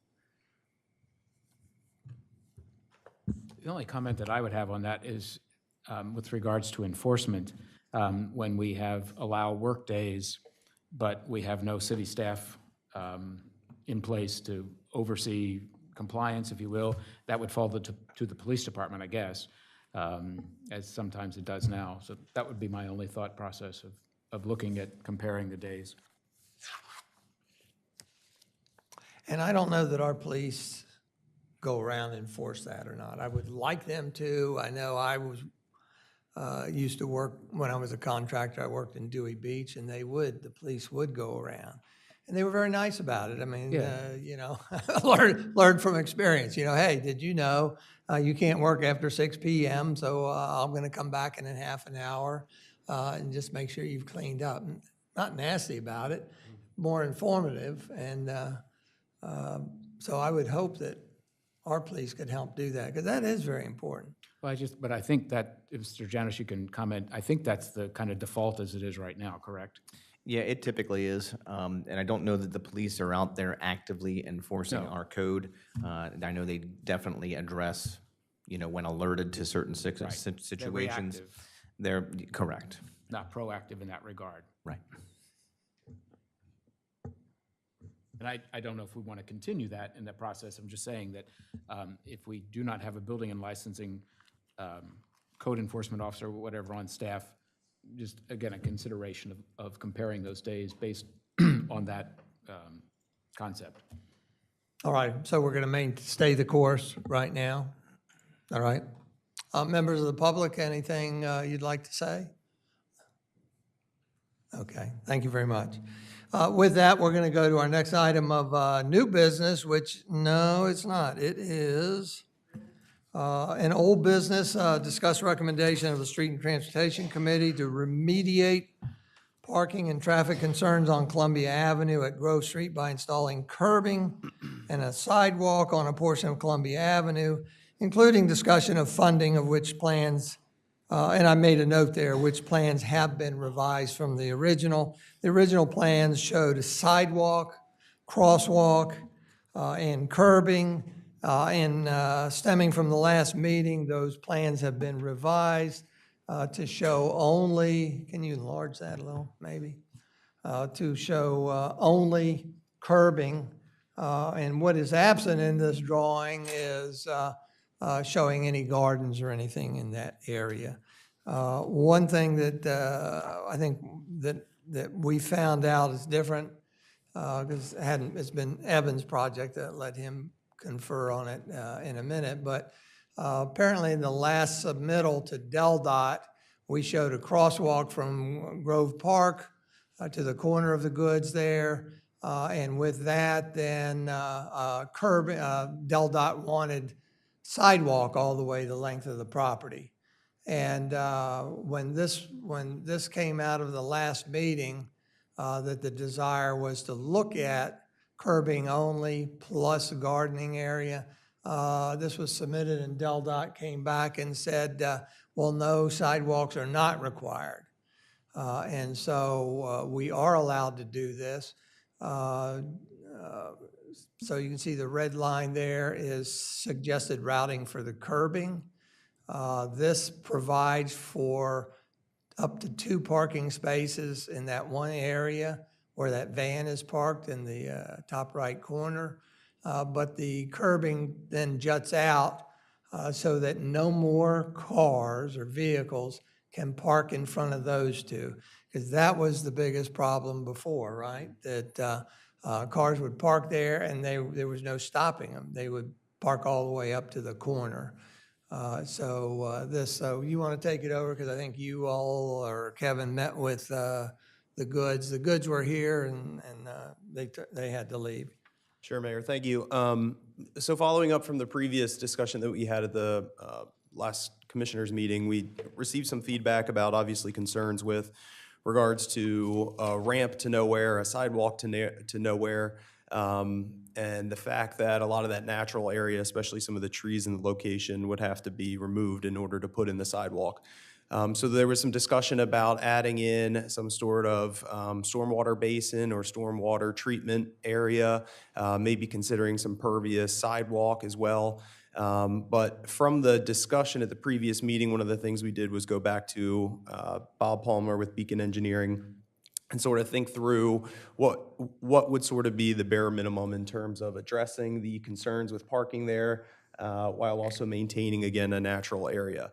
So that's where we ultimately landed on this plan, which is just to install curbing around the property corner, down about 2/3 of the way, and then bringing the curbing back closer to the property line to remain or keep that existing parking. Bob Palmer did in fact get in touch with DelDOT, their Title II coordinator, who said that sidewalk is not required because we're not adding the crosswalk from Grove Park over Grove Street along Columbia Avenue. And he also confirmed with DelDOT Planning that this improvement would be permitted as a safety permit. What that exactly means, I'd have to get some more information from Bob on, but I think the approval process would be a little bit more streamlined. So we did present this plan to the Goods, and they're supportive of it. We had some discussion about that natural area that would be located behind the curb. They're happy with the grass or other landscapings, and that they would assume the responsibility for maintaining that on our behalf. So the next step would be to do a topographic survey of the area and then plan for the construction of the curb. But prior to doing that, we wanted to bring it back before the commissioners for your consideration and discussion. Thank you, Evan. Just if you look at the screen, I'm going to move the cursor there.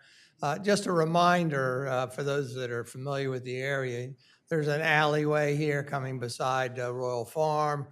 There's a right turn only sign here that is too often ignored, and people come around here, and unfortunately for trucks that make it and big cars, they have to literally come on to the Goods property and come around. So that's one problem that we hope to be alleviated with the curb there. The other problems, if you recall, identified were that the cars and trucks were parking up here because, again, there was no limit to, other than the trees keeping them from coming on the property. And the problem is with the wide trucks and the trees in the way, their back ends of the vehicles would stick out into the roadway there. So do you have anything you want to add? Were you able to do any cost guesstimate? We had a cost, what, of $39,000 last time. And so now, obviously, without sidewalk, hopefully it... Right. This work would probably be in the 15 to 20,000 range as opposed to the 38 or 39 we had with the sidewalk. Right. Thank you. So I guess one thing, the Goods were hopeful that we could do this in November. I think we need to put it in front of the city manager for budgeting. So I told them, I said, likely it might be prior to next summer would be a good target. But one thing we have not talked about or broached is costs or who pays for it. You know, are there, do we want to have them, property owner, pay for it? Do we want to pay for it in entirety or a partial thing? But, so that's on the table too.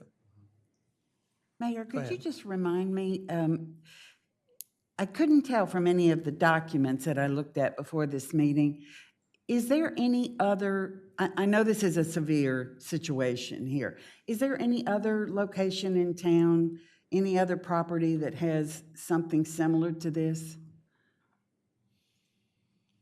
Not that I can think of, Evan, Kevin?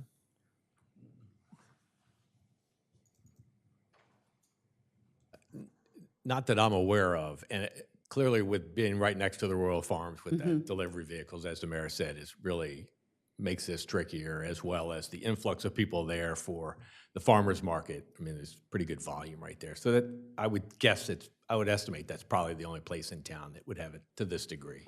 Thank you. If, as far as who pays for it, if this situation we were considering was 1, 2, or 3 blocks down the street, I would say the property owner has to, depending on the circumstances, because I don't know what it would be down there, whether it's just a desire to have curb or not. But for me, in particular, for this area, I think it's not a situation caused by the property owner, that it is exacerbated by all the vehicles coming to the Royal Farm, parking there or going through the alley to come out onto Columbia, that I'm willing for the city to absorb it, especially if they're willing to maintain it. I agree with that. Commissioner Bennett? No, I think we need to do this as well. I guess I might have asked this before. Columbia is a state road, correct? Yes. So do they have any? This is not a priority for them, so no, there's no way. I'm trying to figure out the right way to say with the state. No, Help mediate or mitigate some of this. Unfortunately, no. Okay. I that area is, I agree with you, Mayor, that area is, this would clean up that quite a bit, I think. I would agree. I just questioned, Evan, you said the traffic study is required. Who would require the traffic study? No traffic study. Well, I thought you said that. I'm sorry, No. I misheard you. Okay. And the area on the traffic side of the curbing, will that be travel lane, or will that be asphalt, or will it, how will that be treated between just extension of the roadway, or? From the curb line to the Like center going line of the road? Towards Royal Farms, will that be a travel lane? Yes. Yep. Okay. And this, by no means was really an engineered design. This Right, was well, just a but I'm- quick sketch up that Bob had done before we do the topographic survey. Thank you. I guess one concern that I have, first, I'm glad to see the sidewalk not there, with more, impervious pavement there. And I think this is a great plan, and I think the whole area needs to be, the whole situation needs to be cleaned up. But I guess my one concern about the curbing, just the curbing, if we don't do anything else, if we don't have anything, I understand they're gonna maintain what's on the other side of it, but, if we don't put some sort of, major kind of bioretention system there, I guess I wonder what the chances are that a truck, especially a large truck, might simply run over the curb the way they're doing now. That they just, depending on how high the curb is, what's to keep them from just running over the curb? To be about this tall. Spike strips. Yeah, that same issue everywhere, right? Unless we want to go to bollards or something all over town. You may need to put. We lose a couple of fire them up hydrants there. every year to tractor trailers. Well, that's where we can address that with landscaping possibly, Well, or that's, something like that, yeah, that's kind of where I'm going. But Yeah. I think we do need something more than just the curb, because otherwise, it's too easy for them to just do what they're doing now. I think the goods preference is all just grass, or in Yes. it, because they offered to maintain that, and that's easy to cut. Now, we can work out a deal maybe where some of it's grass, some of it's mulch, some of it's plantings, because I think you have a good point there. There's still trucks, once they start to initiate that U-turn there, Yeah. they're going to continue to finish, so. Doesn't mean they won't plow down the bushes either. So, Oh, Mayor, it might not be a bad idea. the proposed grass would be on public property? Yes. Thank you. Since the Stormwater Task Force is going to talk about permeable hard structures, I wonder if we could make a test case out of this and examples if we're going to fund it and see what we think about pervious concrete. See if it can stand the abuse of trucks running onto it, and take a look at how it acts and how it reacts and how expensive it would be to use it. I'm trying to understand. So you're saying from the curb toward the goods property, do a sidewalk, but pervious? I'm saying wherever we decide to put hard surface in, make it permeable. If we decide to sidewalk, or if we decide not to have a sidewalk, or whatever we do. You're talking about the curbing being? Sure. Yeah, yeah. I don't think they make, I've never seen pervious curb. Pervious concrete, sure No, is. pervious curbing. So I don't know. I would like to look into that. I'll look into it. Yeah. And make my comments at the next meeting. I did go over there with Kevin and measured real quick, because I'm a big fan of sidewalks that were, increasing pedestrian safety. That if we were required, this is before we knew from DelDOT, but if we were required to put in that crosswalk from Grove Park to the Goods Corner, then I was going to be insistent, if you will, to put a sidewalk along their property line. And there is enough room to have a curb, a bioswale, and sidewalk. But now that they have said we don't need that crosswalk, I'm amenable to leave it off. But again, if we, in the future, put in a crosswalk there, I would want to possibly retrofit sidewalks there. And by the way, you're talking about pervious. I did talk with the city manager about trying to find somewhere in the city where we could do a test pour of pervious so people can see what it looks like. It's quite a bit different, and some people will not like what it is. I'm open to that. That's what I'd like to see too. And this is somewhere different. And we ought to look into it. I'd love to see it.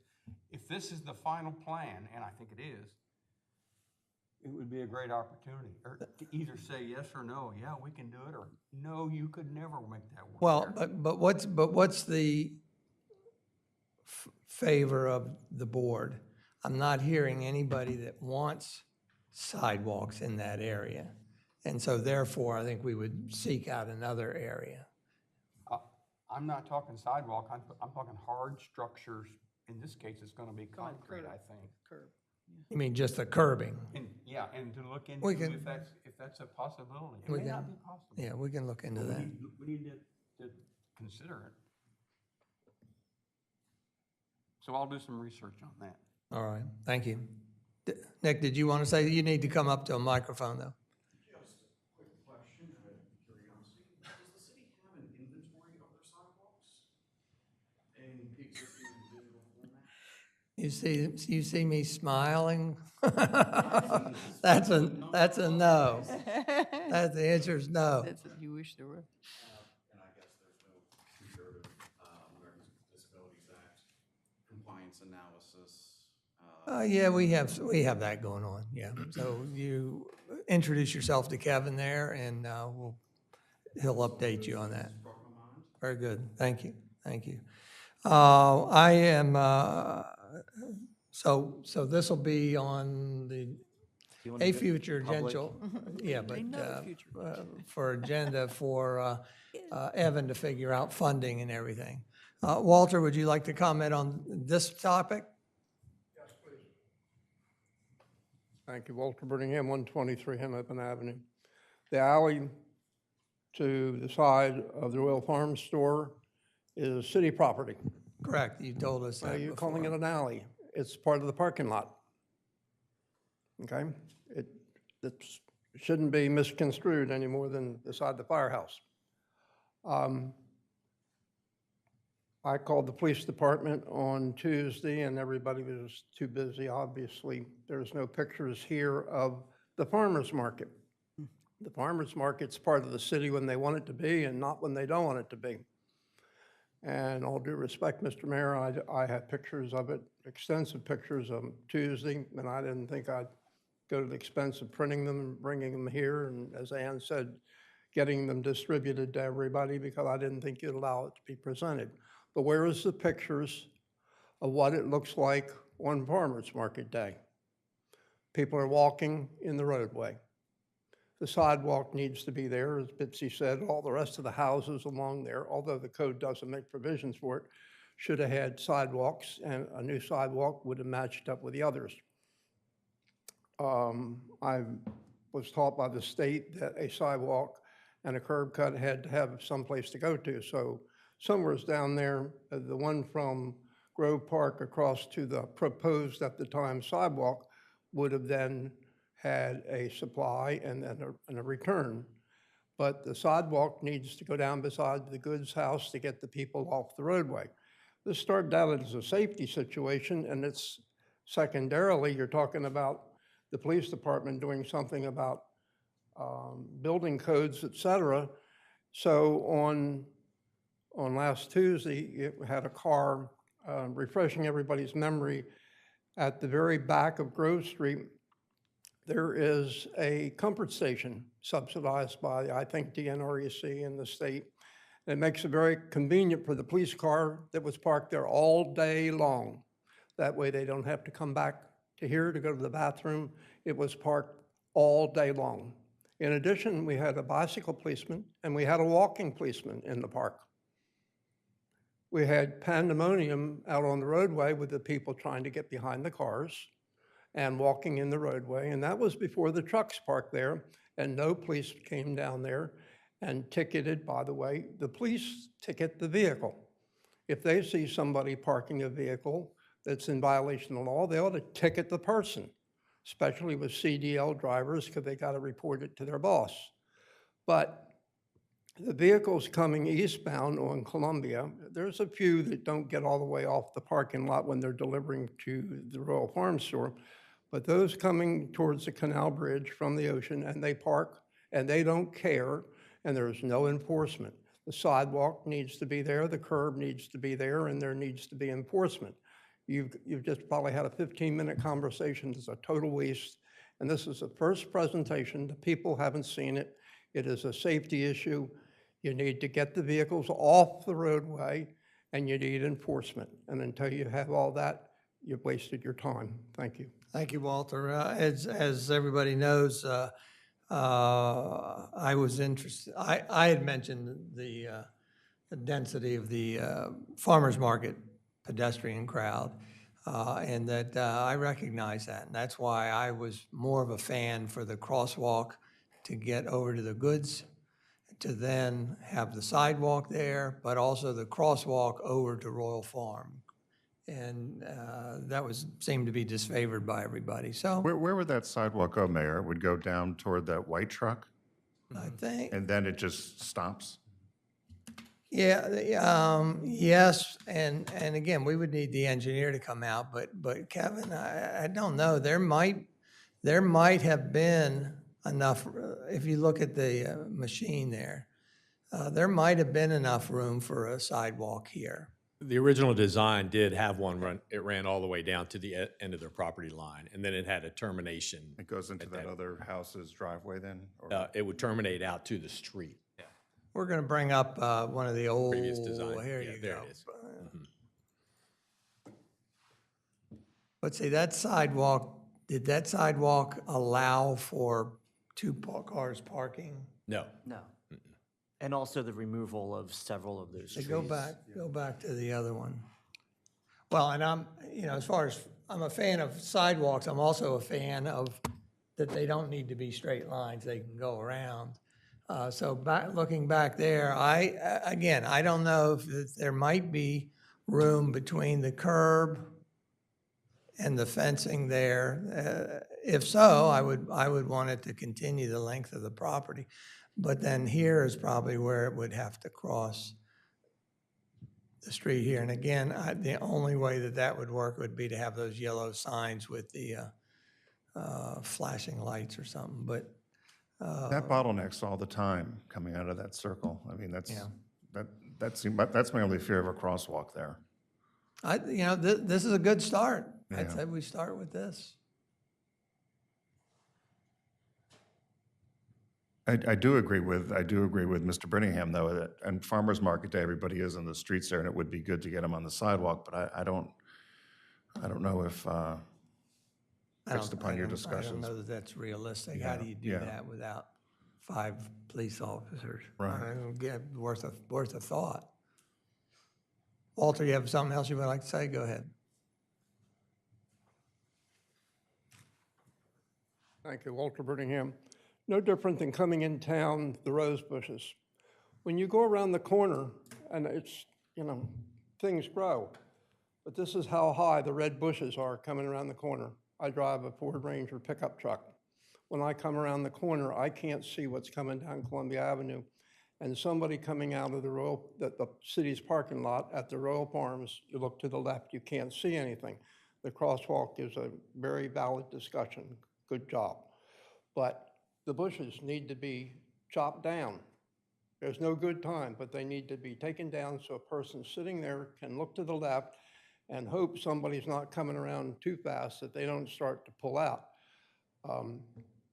Paul approved that sign, the no left turn, as you come around the back of the dairy store, but the first parking lot, as I've said here before, needs to be taken away and a couple of Jersey barriers put up there to force people down that they can't make that left turn. And no parking on the other side of the street by the goods, because that's the safety problem where the trucks mainly, and some cars, that they can't park there to begin with. That way, the people coming off the circle and making that radius, especially a big truck, has got to cross the center line, and that's what makes it dangerous. Thank you. Thank you. So we've got some direction here. You're going to seek funding mechanism. It sounds like everybody is fine with the city funding this, but they can reserve judgment if you want until we find out what the actual cost would be. Are we all right? Very good, thank you. Any other comments, Carol, for this? No? We're gonna do executive session last, so that takes me to commissioner announcements and comments. Does anybody have anything they'd like to share? I'm hearing a lot of shaking head. Review future meeting dates. August 15th, we have another meeting for city manager interviews. August 19th is our regular mayor and commissioners meeting at 2 o'clock. Citizen comment, do anybody have anything else? And then we'll go into consideration of executive session, and we should be about on time. Walter Brittingham, 123 Henlopen Avenue. I've talked about police enforcement. I'd like a quickie on building enforcement codes. Hickman Street for the 3rd of July had sidewalks that were closed, buckets for Bobcat loaders sitting on plywood, cars parked along where the sidewalk was being constructed, not forcing people out into the street into a safety zone. You have construction going on at Norfolk Street and Rodney Street and Stokely Street, number 320. And you've had vehicles parked out there. I spoke with Evan, and he got some stuff taken care of. For instance, construction trailers sitting out there with expiration dates of 2013, a loaded sand trailer. You have sidewalks at the 4 or 5 places that I mentioned. You can't get down the sidewalks. The city ought to be embarrassed. We have no alternate season anymore. It's high season all the time. And nobody goes by. Nobody says, I rode by and looked at it. Nobody's got time. And you go those places today, the people on both sides of the road, when they do open it up for a sidewalk, building and licensing has got some policies which are good. When you open it, put the sidewalk in, you saw it out on State Road, week and a half, the sidewalk was closed. And you go out there and they open it up, and somebody said Dom had a rule at the time, you were not allowed to open the sidewalk unless you poured it and had it back in service for the weekend. It ought to be enforced. It's wrong. They go out there, once they get it and they pour it, pull the forms off. If you can't make it safe and you've got to put barricades and everything else, then you ought to have cones and barricades out in the street so that the people can walk out in the street, and prohibit the construction vehicles from parking where the people need to walk. And that will give them a little bit of maybe aggressiveness to get it solved, because the people have the right to be protected, and you're not doing your jobs. And I think I'm the only person with a few people. I have pictures of it, but it's a waste because you're not going to get enforcement. You need to go by those locations. Evan has it. And I'm not going to ask his opinion, but the police aren't enforcing it. Your parking enforcement people, they see it. They walk up and down the street. Jay, you see it over in your area. You walk your streets. The people should be able to walk down the sidewalk year-round. The only time that you might have to have something unusual is if you redo a water meter pit. But otherwise, divert the people out into the street and stop the construction people from parking there, and that will give some insight. And before the season started, it was too late to start. And it's not a next year project. It's weeks ago, as I said, Hickman Street, number 122, stuff planted on the sidewalk. I called it in. I know the city manager knew about it. Mike at Public Works, he got a call from Kevin about it. Yes. And you notified Mike, somebody could have just removed it, but the point was that people need to be redirected. Thank you. Thank you, Walter. Carol, anything? Anybody else? If not, no further public comments. We're going to go to the last item on our agenda for new business, discuss and consider qualifications of individual candidates for employment as the Rehoboth Beach City Manager. And as noted on the agenda, this item may include an executive session for the purpose of discussing the qualifications of individual candidates for employment as the Rehoboth Beach City Manager as permitted by 28 Del C, Section 10,004B1 of the, also known as the Freedom of Information Act. It would entertain a motion and a second. So moved. For the, and I'd like you to read in the entirety of the, Mayor, I move we go into executive session for the purpose of discussing the qualifications of individual candidates for employment as the Rehoboth Beach City Manager as permitted by 28 Del C 10,004B1. Second. We have a motion by Commissioner Srnowski and a second by Commissioner Tony Sharp to enter into executive session for the reasons stated, specifically as permitted by 28 Del C 10,004B1. Is there any discussion? Take a group vote. All those in favor signify by saying aye. Aye. Those opposed, and the motion is we will be going into executive session. I would like to make a statement that this executive session is of unknown duration. Within the executive session, we will be conducting no votes on anything. When we come back into public session, no actions or votes will be taken in public session also. If you want a phone call, I'll be glad to call you. No, we're not. So with that, thank you. We will adjourn to the caucus room. Thank you very much.